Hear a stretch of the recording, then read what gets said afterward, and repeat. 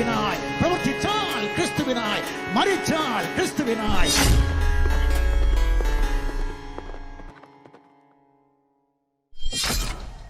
തന്നിൽ വിശ്വസിക്കുന്ന ഏവർക്കും മരണത്തിന്റെയും പിശാചിന്റെയും പാപത്തിന്റെയും അടിമത്തത്തിൽ നിന്നും സാക്ഷാൽ സ്വാതന്ത്ര്യം നേടിത്തന്ന ദൈവപുത്രനായ യേശു ക്രിസ്തുവിന്റെ നിസ്തുലമായ നാമത്തിൽ ഞങ്ങളെ കേൾക്കുന്ന എല്ലാവർക്കും ട്രൂത്ത് ഫൈറ്റേഴ്സിന്റെ സ്നേഹ വന്ദനങ്ങൾ. വാര്യകുന്നതിനെ കുറിച്ചുള്ള ഒരു ഷോർട്ട് വീഡിയോയുടെ താഴെ മുഹമ്മദ് കുട്ടി എന്നൊരു മുസ്ലിം സുഹൃത്തിട്ട കമന്റിന്റെ സ്ക്രീൻഷോട്ടാണ് നിങ്ങൾ ഈ കാണുന്നത്. അദ്ദേഹം ചോദിച്ച 2 ചോദ്യങ്ങളിൽ രണ്ടാമത്തെ ചോദ്യത്തിനുള്ള മറുപടി ഒരു വീഡിയോ ആയി നൽകിയിരുന്നു. റിയലായി ഇന്ത്യൻ സ്വാതന്ത്ര്യ സമരത്തിൽ പങ്കെടുത്ത ഒറ്റ ക്രിസ്ത്യാനിയുടെ പേര് പറയാമോ അനിലെ എന്ന ആദ്യത്തെ ചോദ്യത്തിനുള്ള മറുപടി പുറകെ തരാം എന്ന് പറഞ്ഞിരുന്നല്ലോ. അല്പം വിശദമായി മറുപടി പറയേണ്ട ഒരു ചോദ്യമായിട്ടാണ് ഞാൻ അതിനെ കണ്ടത്. ഫേസ്ബുക്കിലും അതുപോലെ മറ്റ് ക്ലബ് ഹൗസിലും മറ്റു പലയിടങ്ങളിലും പലവട്ടം മറുപടി കൊടുത്തിട്ടുള്ള ചോദ്യമാണിതെങ്കിലും വീഡിയോയിലൂടെയുള്ള മറുപടി കുറെ കൂടി വിശാലമായി കൊടുക്കണം എന്നതുകൊണ്ടാണ് രണ്ടാമത്തെ ചോദ്യത്തിന് ആദ്യം തന്നെ മറുപടി നൽകിയത്. മുഹമ്മദ് കുട്ടിയുടെ ചോദ്യത്തിനുള്ള മറുപടി ഒരു വീഡിയോയിൽ തീരുന്നതല്ല, 1 അല്ല 5 6 വീഡിയോ ആയാലും തീരില്ല. എങ്കിലും ഞാൻ പരമാവധി ചുരുക്കി ദൈവം അനുവദിച്ചാൽ 2 വീഡിയോകളിലായി അതിന് മറുപടി പറയാമെന്ന് വിചാരിക്കുന്നു. ഇന്ത്യൻ സ്വാതന്ത്ര്യ സമരത്തിൽ യാതൊരു പങ്കും ക്രിസ്ത്യാനികൾ വഹിച്ചിരുന്നില്ല എന്നത് അറിവില്ലായ്മയുടെ അങ്ങേയറ്റവും ചരിത്രത്തിന് നേർക്കുള്ള കൊഞ്ഞലം കുത്തലുമാണ്. ഇന്ത്യയിൽ 2 സ്വാതന്ത്ര്യ സമരം ഉണ്ടായിട്ടുണ്ട്. 2ലും ക്രിസ്ത്യാനികൾ പങ്കെടുത്തിട്ടുണ്ടെന്ന് മാത്രമല്ല, അതിലൊരു സമരത്തിന് ആരംഭം കുറിച്ചതും അതിന്റെ നേതൃത്വം വഹിച്ചതും ക്രിസ്ത്യാനികളായിരുന്നു. 2 സ്വാതന്ത്ര്യ സമരം എന്ന് പറയുമ്പോൾ ചിലർക്കെങ്കിലും ആശയക്കുഴപ്പം ഉണ്ടാകാൻ സാധ്യതയുള്ളതിനാൽ ഞാൻ ചെറുതായിട്ടൊന്ന് വിശദീകരിക്കാം. ഇന്ത്യക്കാർ ബ്രിട്ടീഷുകാരുടെ കീഴിലിരുന്നത് 1757 മുതൽ 1947 വരെയുള്ള 190 വർഷങ്ങളാണ്. അതായത് 1757 പ്ലാസി യുദ്ധം നടക്കുന്നത്.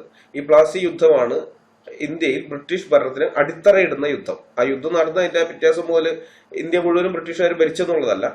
ഈ പ്ലാസി യുദ്ധത്തിലാണ് ബ്രിട്ടീഷുകാർക്ക് ഇവിടെ അവരുടെ ഭരണത്തിന്റെ അടിത്തറയിടാൻ പറ്റുന്നത്. പിൽക്കാലത്ത് പതുക്കെ പതുക്കെ വളർന്ന് ഓരോ പ്രദേശങ്ങൾ അവരുടെ കീഴിലേക്കൊക്കെ വന്ന് അങ്ങനെയാണ് ഇന്നത്തെ ഇന്ത്യയുടെ കുറെ ഭാഗങ്ങൾ, ചില നാട്ടുരാജ്യങ്ങൾ ഒഴിച്ച് ബാക്കിയുള്ളതൊക്കെ ബ്രിട്ടീഷ് ഇന്ത്യയിലേക്ക് വരുന്നത്. എന്നാൽ നമ്മൾ 1757 മുതൽ തന്നെ നോക്കാം. 1757 മുതൽ 1947 വരെ 190 വർഷങ്ങൾ, വെറും 190 വർഷങ്ങൾ. എന്നാൽ ഇന്ത്യയിലെ അവർണ ജനവിഭാഗങ്ങൾ സവർണരുടെ കീഴിലിരുന്നത് 1 2 3 4 5 നൂറ്റാണ്ടുകളല്ല, ഏതാണ്ട് 1.5 സഹസ്രാബ്ദത്തിലധികം കാലമാണ്. കേരളത്തിലെ അല്ല, ഉത്തരേന്ത്യയിലെ കാര്യമാണ് പറയുന്നത്. കേരളം ഏതാണ്ട് ഒരു സഹസ്രാബ്ദം വരില്ല, ഒരു 9 നൂറ്റാണ്ട് അത്രത്തോളമാണ് കേരളത്തിലെ സ്ഥിതി. എന്നാൽ ഉത്തരേന്ത്യയിലേക്കൊക്കെ പോയി കഴിഞ്ഞാൽ 1.5 സഹസ്രാബ്ദം വരും. ഈ അടിമത്തത്തെക്കുറിച്ചും അതിൽ നിന്നുള്ള സ്വാതന്ത്ര്യത്തെക്കുറിച്ചും അധികം ആരും സംസാരിക്കാറില്ല. ഒരുപക്ഷെ അവർണരെ മനുഷ്യരായി പോലും ഗണിക്കാത്തത് കൊണ്ടാകണം അവരുടെ അടിമത്തത്തെ അടിമത്തമായി പോലും ഇവിടെയുള്ളവർ കണക്കാക്കാത്തത് എന്ന് തോന്നുന്നു. എനിക്ക് അങ്ങനെ അവഗണിച്ചു കളയാൻ പറ്റുന്ന കൂട്ടരല്ല അവര്. ഞാൻ ആ വിഭാഗത്തിൽ നിന്ന് വന്നവനാണ്. എൻ്റെ പൂർവികർ ആ അടിമത്തം അനുഭവിച്ചവരാണ്. ഇത് പറയുമ്പോൾ ഇവിടെ കുറെ മുസ്ലിങ്ങൾ ഈ ദിവസങ്ങളിൽ ഞാൻ കാണുന്നുണ്ട് ജാതി അധിക്ഷേപം നടത്തുന്നത്. യാതൊരു ഉളുപ്പും ഇല്ലാത്തവന്മാര് ജാതി അധിക്ഷേപം നടത്തുന്നത്. ഇനി എന്റെ ജാതിയുടെ പേര് പറഞ്ഞ് എന്നെ അധിക്ഷേപിച്ചാൽ എനിക്ക് വലിയ പ്രശ്നമൊന്നും ഉണ്ടായില്ലായിരുന്നു. ഇത് വേറെ ഇതാ, പുലയൻ എന്നൊക്കെ വിളിച്ചിട്ടാണ് അധിക്ഷേപിക്കുന്നത്. എടേ, പുലയനല്ല, അതിനേക്കാളും താഴെയാണ് ഞാൻ. മനസ്സിലായ? ജാതി ശ്രേണിയിൽ ഇവിടെയുള്ള ആളുകൾ ഉണ്ടാക്കി വെച്ച ജാതി ശ്രേണിയില്ലേ, ജാതി ശ്രേണിയിൽ പുലയരും താഴെയുള്ള ഒരു ജാതിയിൽ ജനിച്ചവനാണ് ഞാൻ. അതിന്റെ താഴെ പറയരെന്ന് പറയുന്ന ഒരു ജാതി ഉണ്ട്, ഈക്വലായിട്ട് വരും, അതിന്റെയും താഴെയാണ്. മനസ്സിലായ? അതിന്റെയൊക്കെ താഴെ എനിക്കൊന്നും പറയാൻ ഒരു നാണക്കേടും ഇല്ല. കാരണം എന്റെ മാതാപിതാക്കൾ അല്ലെങ്കിൽ എന്റെ പൂർവികർ ആരെയും കട്ടിട്ടില്ല, മോഷ്ടിച്ചിട്ടില്ല, ആരുടെയും ഒരു മുതൽ മോഷ്ടിച്ചിട്ടില്ല, ഒരാളുടെയും വസ്തുവകൾ പിടിച്ചെടുത്തിട്ടില്ല, ആരുടെയും കഴുത്തിൽ കത്തിവെച്ച് മതം മാറ്റിയിട്ടില്ല, കൊള്ളയടിക്കുക ഒന്നും ചെയ്തിട്ടില്ല. മനസ്സിലായ? അവർ അധ്വാനിച്ച് ജീവിച്ചു. അവരുടെ അധ്വാന ഫലം മറ്റുള്ളവർ കവർന്നെടുക്കുകയാണ് ചെയ്തത്. അല്ലാതെ മറ്റുള്ളവരുടെ അധ്വാന ഫലം എന്റെ പൂർവികർ കവർന്നെടുത്തിട്ടില്ല. അതുകൊണ്ട് തന്നെ അഭിമാനത്തോടു കൂടെ തന്നെ ഞാൻ എവിടെയും പറയും ഞാൻ ദളിത് വിഭാഗത്തിൽ നിന്ന് വന്നവനാണെന്ന്. ഒരു മടി എനിക്ക് അതിനകത്തില്ല. എനിക്കതിൽ അഭിമാനമേ ഉള്ളൂ. നാണക്കേട് കൊണ്ട് തല കുനിക്കേണ്ട ഒരു കാര്യം അതിനകത്തില്ല. മനസ്സിലായ?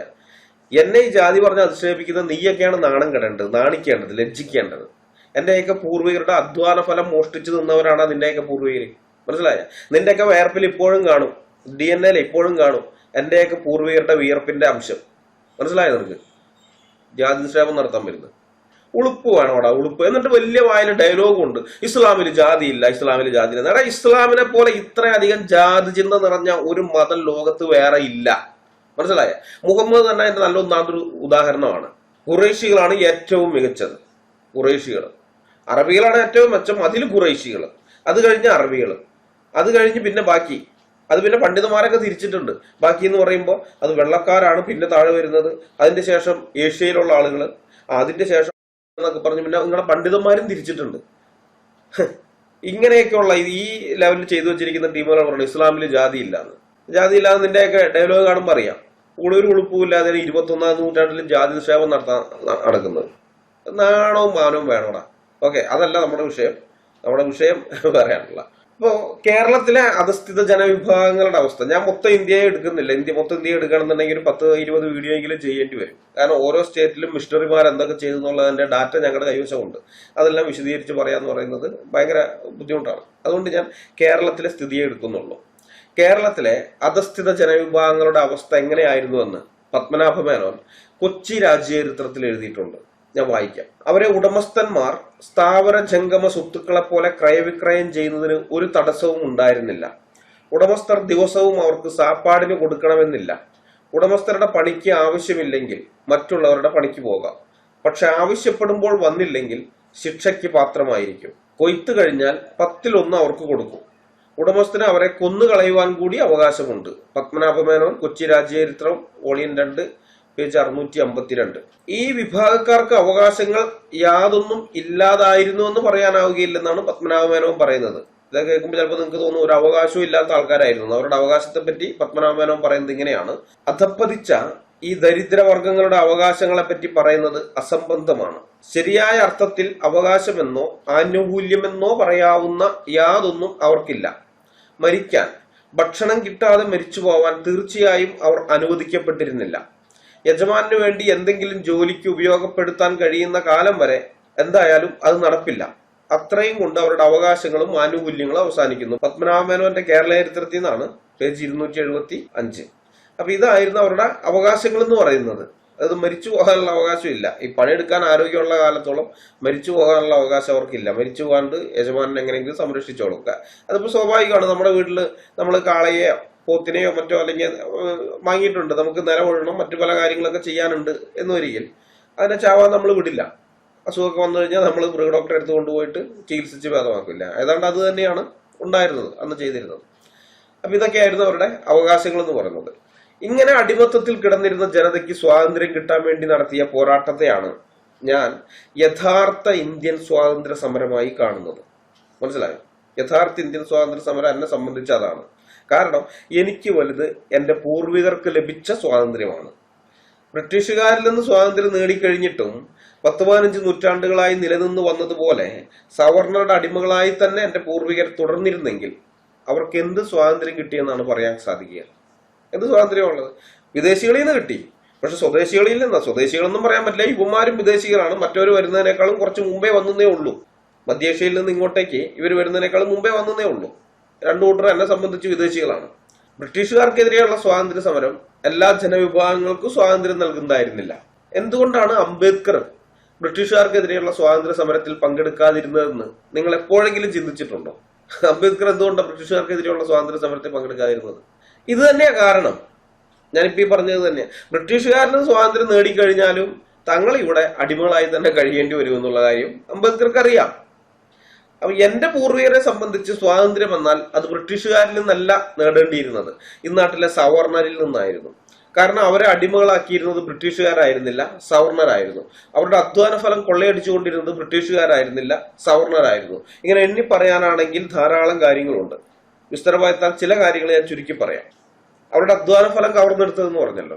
പ്രധാനമായി നികുതി എന്നുള്ള ഒരു പേരിലാണ്, ഓമനപ്പേര് നികുതി എന്നും പറഞ്ഞുകൊണ്ട് ഇവ മുസ്ലിങ്ങൾ വെളുപ്പിക്കാൻ വരുന്നുണ്ടല്ലോ.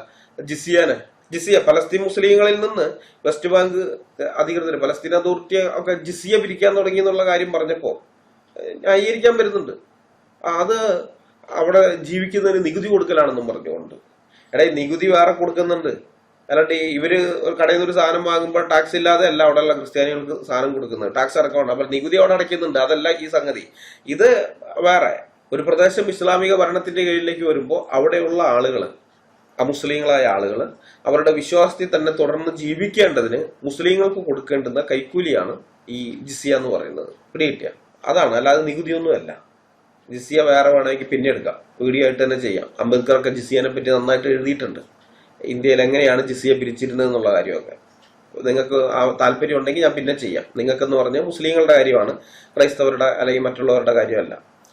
അപ്പൊ ഈ നികുതി എന്നുള്ള ഓമന പേരിലാണ് ഇവിടുത്തെ ഭരണവർഗമായ സവർണര് എന്റെയൊക്കെ പൂർവികരെ കൊള്ളയടിച്ചുകൊണ്ടിരുന്നത്. എന്തിനും ഏതിനും നികുതിയായിരുന്നു.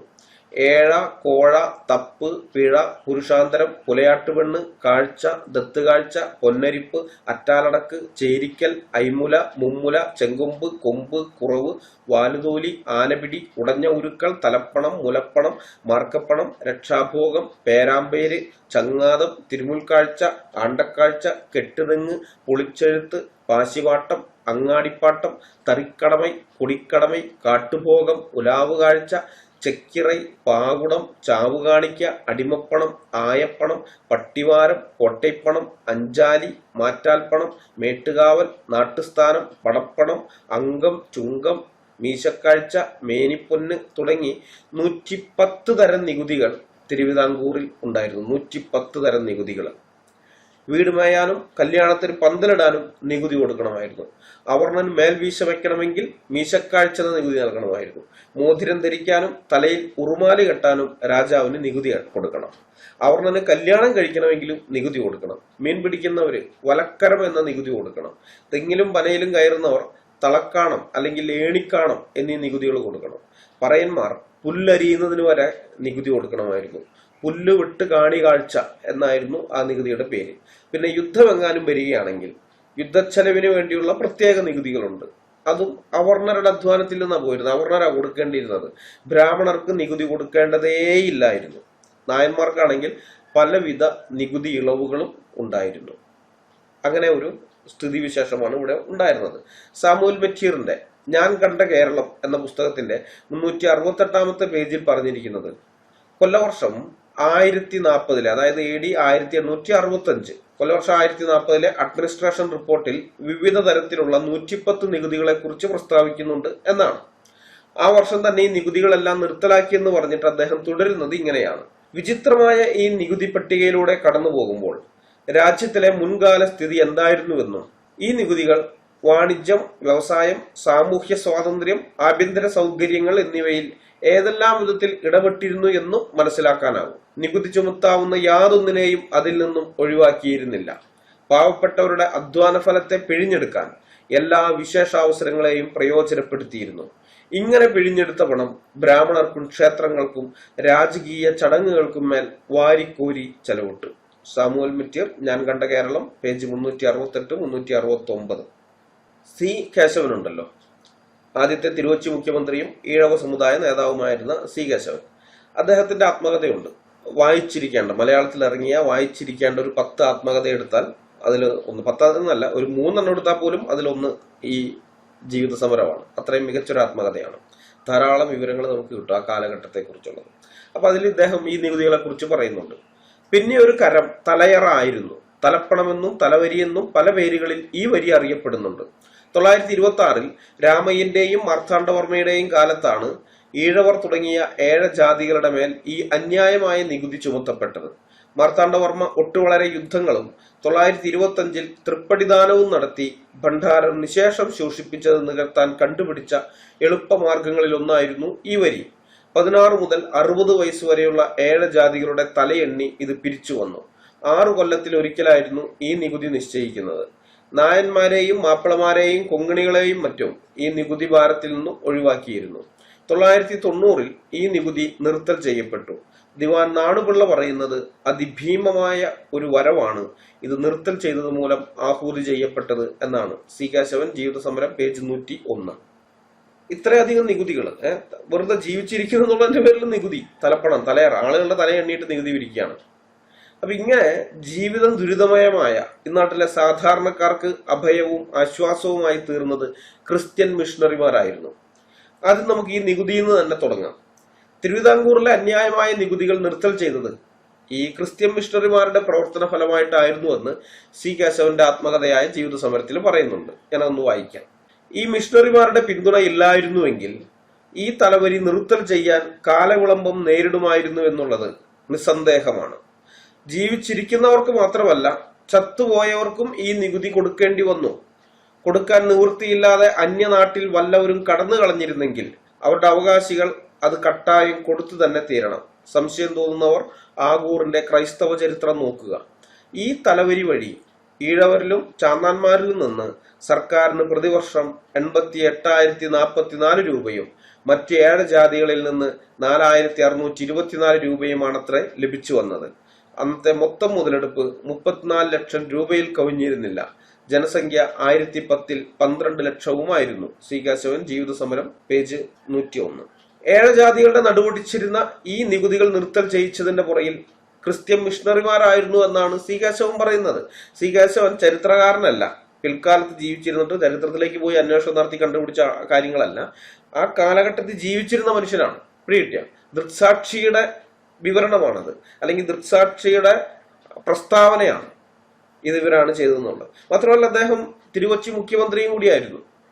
ഈ രേഖകള്, സർക്കാർ രേഖകളെല്ലാം പരിശോധിക്കാൻ അധികാരമുണ്ടായിരുന്ന ആള്. ഇതെല്ലാം പരിശോധിച്ച് നോക്കി തന്നെയാണ് സി കേശവൻ ഇതിനെ കുറിച്ച് എഴുതിയിരിക്കുന്നത്. അപ്പോ ഈ നികുതികൾ നിർത്തൽ ചെയ്യിച്ചതിലൂടെ സർക്കാരിലേക്കുള്ള വരവ് കുറഞ്ഞത്, അത് നേരിട്ട് ബാധിച്ചത് ബ്രാഹ്മണരെയായിരുന്നു. സാമൂഹ്യ പറ്റിയൊരു പറയുന്നുണ്ടല്ലോ, നമ്മൾ നേരത്തെ വായിച്ചത്, ഇങ്ങനെ പിഴിഞ്ഞെടുത്ത പണം ബ്രാഹ്മണർക്കും ക്ഷേത്രങ്ങൾക്കും രാജകീയ ചടങ്ങുകൾക്കും മേൽ വാരിക്കോരി ചെലവിട്ടു എന്ന്. ഇങ്ങനെ പിരിച്ചെടുത്തുകൊണ്ടിരുന്നത് ഇവർക്ക് വേണ്ടി ചെലവഴിക്കുകയായിരുന്നല്ലോ. ആ പിരിവ് നിന്നു പോയതോടുകൂടെ നികുതികൾ, അന്യായമായിട്ടുള്ള നികുതികൾ പലതും നിർത്തൽ ചെയ്തതിലൂടെ ഇവരെയാണത് ബാധിച്ചത്. പി ശങ്കുണ്ണിമേനോന്റെ തിരുവിതാംകൂർ ചരിത്രം എന്ന പുസ്തകമുണ്ട്. അതിന്റെ 96-ാമത്തെ പേജിൽ പറയുന്നത്, പിരിച്ചെടുക്കുന്ന നികുതി പണത്തിൽ നിന്ന് ക്ഷേത്രങ്ങൾക്കും മറ്റ് സ്ഥാപനങ്ങൾക്കും ഉണ്ടായിരുന്ന ചെലവ് കഴിച്ചുള്ള തുകയാണ് സർക്കാർ ഖജനാവിൽ അടച്ചിരുന്നതെന്നാണ്. നിങ്ങളൊന്ന് ചിന്തിച്ചു നോക്കണം. സെയിൽ ടാക്സ് ആകട്ടെ, ഇൻകം ടാക്സ് ആകട്ടെ, ഏതാകട്ടെ, ഈ നികുതി പിരിവ് ഉദ്യോഗസ്ഥന്മാർ നികുതി പിരിച്ചിട്ട് ആ പണം സർക്കാരിൽ അടയ്ക്കുന്നതിന് മുമ്പ് ഇവിടെയുള്ള ക്ഷേത്രങ്ങൾക്ക് വല്ല കുടിശ്ശികയുണ്ടോ, സർക്കാരിൽ നിന്ന് ക്ഷേത്രങ്ങൾക്ക് കൊടുക്കേണ്ടതായ അത് എല്ലാ മാസവും കൊടുത്തുകൊണ്ടിരുന്നതാണ്. അപ്പൊ അത് കുടിശ്ശിക മുടങ്ങിക്കിടക്കുന്നുണ്ടാവും, കൊടുക്കാത്തത്, അത് അടയ്ക്കുന്നു. പിന്നെ ബ്രാഹ്മണർക്ക് വേണ്ടി കൊടുക്കാനുള്ളത്, അതിൽ വല്ല കുടിശ്ശികയുണ്ടോ, അതും കൊടുക്കും. ഇതൊക്കെ കൊടുത്ത് ബാക്കി വരുന്ന പൈസയാണ് അവിടെ കൊണ്ടുപോയി അടച്ചിരുന്നത്. ഇത് ഞാൻ പറയുന്നതല്ല, ക്രിസ്ത്യൻ മിഷണറിമാരുടെ അല്ല, ശങ്കുണ്ണിമേനോൻ തിരുവിതാംകൂർ ചരിത്രത്തിൽ പറഞ്ഞിരിക്കുന്ന കാര്യമാണ്. പകലന്തിയോളം പണിയെടുത്തിരുന്ന ഇന്നാട്ടിലെ അവർണ വിഭാഗങ്ങൾക്ക് മര്യാദയ്ക്ക് വിശപ്പടക്കാൻ ഒരു നേരത്തെ ആഹാരം പോലും ലഭിക്കാതിരുന്നപ്പോൾ യാതൊരു പണിയും ചെയ്യാതിരുന്ന ബ്രാഹ്മണർക്ക് സൗജന്യമായി ദിവസം 2 നേരം സദ്യ കൊടുക്കാൻ വേണ്ടി നാടൊട്ടുക്കും ഊട്ടുപുരകൾ പണികഴിപ്പിച്ചിരുന്നു ഇവിടുത്തെ രാജാക്കന്മാരെ. സർക്കാർ ഊട്ടുപുരകൾ കൂടാതെ ദേവസ്വങ്ങളുടെ വക ഊട്ടുപുരകളും ഉണ്ടായിരുന്നു. അതിലേക്ക് ആവശ്യമായ നെല്ലും പണവും കൊടുത്തിരുന്നത് സർക്കാരിൽ നിന്ന് തന്നെയായിരുന്നു. തിരുവിതാംകൂറിൽ 1089, അതായത് 1914 AD, തിരുവനന്തപുരം അഗ്രശാലയിലെ ഊട്ടിന് മാത്രം ചെലവ് രൂപ 1,44,123. അത് 1990-ൽ 1,36,192. 1990-ൽ ആകെ ഊട്ടിന് ചെലവായ രൂപ 3,4 ലക്ഷത്തിൽ പരം. 1989-ൽ ജപദക്ഷിണയ്ക്ക് 1,15,305 ഉറുപ്പിക. 1990-ൽ ജപദക്ഷിണയ്ക്ക് 96,976 രൂപ. കൊച്ചിൻ സ്റ്റേറ്റ് മാനുവൽ പേജ് 573, 574 നിന്ന് എടുത്തിരിക്കുന്നതാണ്. പി ഭാസ്കരൻ ഉണ്ണിയുടെ 19-ാം നൂറ്റാണ്ടിലെ കേരളം എന്ന പുസ്തകത്തിൽ നിന്നാണ് ഇതെടുത്തിരിക്കുന്നത്. മാത്രമല്ല, വീണ്ടും അദ്ദേഹം പറയുന്നുണ്ട്, 1085-ൽ 10,83,875 രൂപയോളം ഈ ഇനത്തിൽ ചെലവായി. ഊട്ടുപുരകൾ, അഗ്രശാല, ഓത്തൂട്ടുകൾ, ജപദക്ഷിണ ഇത്യാദികൾക്കായി 1084-ൽ 7 ലക്ഷം രൂപയോളം ചെലവ് വന്നു. പി ഭാസ്കരൻ ഉണ്ണി 19-ാം നൂറ്റാണ്ടിലെ കേരളം പേജ് 604. ഇതുകൂടാതെയാണ് 6 കൊല്ലത്തിൽ ഒരിക്കൽ നടന്നിരുന്ന മുറജപ സദ്യ. 56 ദിവസം നീണ്ടു നിൽക്കുന്ന ഒരു തീറ്റ മഹോത്സവമായിരുന്നു. തീറ്റ മഹോത്സവം എന്ന് പറയുമ്പോൾ എല്ലാവർക്കും പങ്കെടുക്കാനല്ല, ബ്രാഹ്മണർക്ക് വേണ്ടി മാത്രമുള്ള തീറ്റ മഹോത്സവം, അല്ലെങ്കിൽ ഒരു തീറ്റാഭാസം എന്ന് പറയാം. അതായിരുന്നു മുറജപ സദ്യ. 1081-ലെ, അതായത് 1906 AD-ല് മുറജപ സദ്യക്ക് ശേഖരിച്ച പദാർത്ഥങ്ങളിൽ ചിലതിന്റെ സർക്കാർ കണക്ക് ഉദ്ധരിക്കാം. 20,000 പറ അരി, 4,000 പറ അവൽ, നേരിയ തുണിയിലൊഴിച്ച് ജലാംശമൂറ്റിയ 12,000 പറ കട്ടത്തൈര്, 14,000-ൽ പരം ഉറുപ്പികയുടെ പഴങ്ങൾ. സദ്യക്ക് ഉച്ചയ്ക്കുള്ള കുറഞ്ഞ കറിവകളിൽ ചിലത് കുറുക്കുകാളനും വലിയ പപ്പടവും വറുത്തുപ്പേരിയും കൊണ്ടാട്ടവും ഉപ്പിലിട്ടതും കട്ടത്തൈരും നെയ്യും പഞ്ചസാരയും പഴവും മറ്റുമാണ്. അത്താഴത്തിന് എരിശ്ശേരി, പുളിശ്ശേരി, ഓലൻ, ശർക്കരയുപ്പേരി, പഴപ്രഥമൻ, തൈര്, ഉപ്പിലിട്ടത്, അങ്ങനെ. പി ഭാസ്കരനുണ്ണി, 19-ാം നൂറ്റാണ്ടിലെ കേരളം, പേജ് 47. ഇതെല്ലാം ഇവിടുത്തെ പാവപ്പെട്ടവന്റെ അധ്വാന ഫലത്തെ, അല്ലെങ്കിൽ എന്റെയൊക്കെ പൂർവികരുടെ അധ്വാന ഫലത്തെ നികുതി എന്ന പേരിൽ ഞെക്കിപ്പിഴിഞ്ഞെടുത്ത കാശുകൊണ്ട് നടത്തിയിരുന്ന ആർഭാടങ്ങളായിരുന്നു. മിഷണറിമാരുടെ പ്രവർത്തന ഫലമായി അന്യായ നികുതികൾ ഇല്ലാതാക്കിയതോടെ ഈ ഊട്ടുപുരകളും മുറജപസദ്യയും തുലാകുരുഷദാനവും ഒക്കെ സർക്കാരിന് നിർത്തേണ്ടി വന്നു. അതിന്റെ കലിപ്പ് ഇവിടെയുള്ള സവർണർക്ക് ക്രിസ്ത്യൻ മിഷണറിമാരോട് ഉണ്ടായിരുന്നു. ഇപ്പോഴുമുണ്ട്, അത് മാറിയിട്ടൊന്നുമില്ല. അക്കാലത്തുള്ളതിനൊരു തെളിവാണ് ചട്ടമ്പി സ്വാമി പറഞ്ഞത്, ക്രിസ്ത്യൻ മിഷണറിമാർ ഹിന്ദുമതത്തെ ആക്രമിക്കുകയാണെന്ന്. മിഷണറിമാർ ഹിന്ദുമതത്തെ ആക്രമിക്കുകയാണെന്നുള്ള അന്നത്തെ സവർണരുടെ ആരോപണത്തിലുള്ള മറുപടി ആദ്യത്തെ തിരുകൊച്ചി മുഖ്യമന്ത്രിയും ഈഴവ നേതാവുമായിരുന്ന സി കേശവൻ നൽകിയിട്ടുണ്ട്. അദ്ദേഹം തന്റെ ആത്മകഥയിൽ ജീവിത സമരത്തിൽ എഴുതിയിരിക്കുന്നത് ഇങ്ങനെയാണ്: ഈ മിഷണറിമാരുടെ ആക്രമണം ഇല്ലായിരുന്നെങ്കിൽ ഏഴജാതികൾക്ക് അന്ന് അഭയം എവിടെ കിട്ടുമായിരുന്നു എന്നും ഈ രാജ്യത്തെ വിദ്യാഭ്യാസ നിലവാരം എങ്ങനെ നിൽക്കുമായിരുന്നു എന്നും ഊഹിക്കാൻ പോലും സാധ്യമല്ല. ഹിന്ദു ദേവസ്വങ്ങൾക്കും അന്നത്തെ ഊർധ്വനിൽ ഒടുങ്ങുകയേ ഗതിയുണ്ടായിരുന്നുള്ളൂ. മൺട്രോയുടെ ജീവചരിത്രം എഴുതപ്പെടേണ്ട ഒന്നാണ്. തിരുകൊച്ചിയെ സംബന്ധിച്ചിടത്തോളം അതിന് തക്ക പ്രാധാന്യമുള്ള ഒരു ചരിത്ര പുരുഷനാണ് അദ്ദേഹം. സി കേശവൻ, ജീവിത സമരം, പേജ് 103-104. മിഷണറിമാരെ സംബന്ധിച്ച സത്യസന്ധമായൊരു വിലയിരുത്തലാണ് സി കേശവൻ നടത്തിയിരിക്കുന്നത്. മിഷണറിമാർ ആക്രമിച്ചത് ഹിന്ദുക്കളെയല്ല, ഹിന്ദുമതത്തിലെ അനാചാരങ്ങളെയായിരുന്നു. അത് പ്രത്യേകം മനസ്സിലാക്കണം, ഓർക്കണം, നിങ്ങൾ അറിഞ്ഞിരിക്കേണ്ടതാണ്. ഈ ഇസ്ലാമിന്റെ ആക്രമണത്തെ കുറിച്ച് നമ്മൾ കേൾക്കാറുണ്ട്. ഉത്തരേന്ത്യയിലൊക്കെ മുസ്ലിങ്ങൾ അവിടുന്ന് ആ പ്രദേശത്തു കൂടെ ആക്രമണം നടത്തി വന്നത്. ആ ആക്രമണം അതില് ഹിന്ദുമതത്തിലെ അനാചാരങ്ങളെ അല്ല അവരില്ലാതാക്കിയത്, ഹിന്ദുക്കളെയാണ് കൊല്ലുകയും ഹിന്ദുക്കളെയാണ് മതം മാറ്റുകയൊക്കെ ചെയ്തത്. അവരുടെ അമ്പലങ്ങൾ കൊള്ളയടിച്ചു കൊണ്ടുപോവുക, അങ്ങനെയൊക്കെയാണ് ചെയ്തിരുന്നത്. മിഷണറിമാർ വന്ന് അങ്ങനെയുള്ള പരിപാടി നടത്തിയിട്ടില്ല. ഹിന്ദുക്കളെ ആക്രമിക്കുകയോ ഹിന്ദുക്കളെ കൊല്ലുകയോ ഹിന്ദുക്കളുടെ ക്ഷേത്രങ്ങൾ കൊള്ളയടിക്കുകയോ ഒന്നും ചെയ്തിട്ടില്ല. അതുകൊണ്ടുള്ള പോർച്ചുഗീസുകാരും പിന്നെ ബ്രിട്ടീഷുകാരും ഒക്കെ ചെയ്തിട്ടുണ്ട്, അതില്ലെന്നല്ല. അവരിങ്ങനെയുള്ള കാര്യങ്ങൾ ചെയ്തിട്ടുണ്ട്. ഞാൻ മിഷണറിമാരുടെ കാര്യമാണ് പറയുന്നത്. മിഷണറിമാർ വന്നിട്ട് ഇവിടെയുള്ള അനാചാരങ്ങളെയാണ് എതിർത്തത്. ഹിന്ദുമതത്തിനകത്തുള്ള ഇത്തരം അനാചാരങ്ങളെ, മനുഷ്യത്വ വിരുദ്ധമായിട്ടുള്ള കാര്യങ്ങളെയാണ് അവർ എതിർത്തത്. കേരളത്തിലെ സ്ത്രീകളെ മാറുമുറപ്പിച്ചത് ക്രിസ്ത്യൻ മിഷണറിമാരാണ്. ഇത് രസം എന്താണെന്നറിയാമോ? അഫ്ഗാനിസ്ഥാനിലും മറ്റും ഉള്ള സ്ത്രീകളുടെയൊക്കെ ഫോട്ടോ ചാക്കി കയറ്റുന്നതിന് മുമ്പും ചാക്കി കയറ്റിയതിന് ശേഷമുള്ള ഫോട്ടോയൊക്കെ നമ്മൾ ഇട്ട് കഴിഞ്ഞപ്പോൾ അവിടെ വന്നിട്ട് ഓരോരുത്തന്മാർ മുസ്ലിങ്ങൾ ഇടുന്ന കമന്റാണ്, കേരളത്തിലെ സ്ത്രീകൾ മാറുമുറയ്ക്കാതെ നടന്നിരുന്നവരല്ലേ, അവരിപ്പോ ഡ്രസ്സെങ്കിലും ധരിച്ച് നടക്കുന്നുണ്ടല്ലോ എന്നൊക്കെ പറഞ്ഞുകൊണ്ട്. ഇടയിൽ കേരളത്തിലെ സ്ത്രീകൾ മാറുമുറയ്ക്കാതെയാണ് നടന്നിരുന്നതെന്നും ദളിത് സ്ത്രീകൾ മാത്രമല്ല, നായർ മുതൽ താഴെട്ടുള്ളവര്, അതാണ് നായർ ദളിത് വരുന്നതല്ല, പക്ഷെ നായർ മുതൽ താഴെട്ടുള്ള സ്ത്രീകൾ മാറുമുറയ്ക്കാതെ നടന്നിരുന്നെന്നും, പ്രത്യേകിച്ച് ക്ഷേത്രത്തിൽ കയറുമ്പോൾ, ക്ഷേത്രത്തിൽ കയറാന്ന് പറഞ്ഞാൽ ദളിത് സ്ത്രീകളുടെ കാര്യമല്ല, നായർ സ്ത്രീകളുടെ കാര്യമാണ്. അപ്പൊ അങ്ങനെയൊക്കെ നടന്നിരുന്ന അവസ്ഥയിൽ നിന്ന് അവരെ മാറുമറപ്പിച്ചത് ക്രിസ്ത്യൻ മിഷണറിമാരാണ്.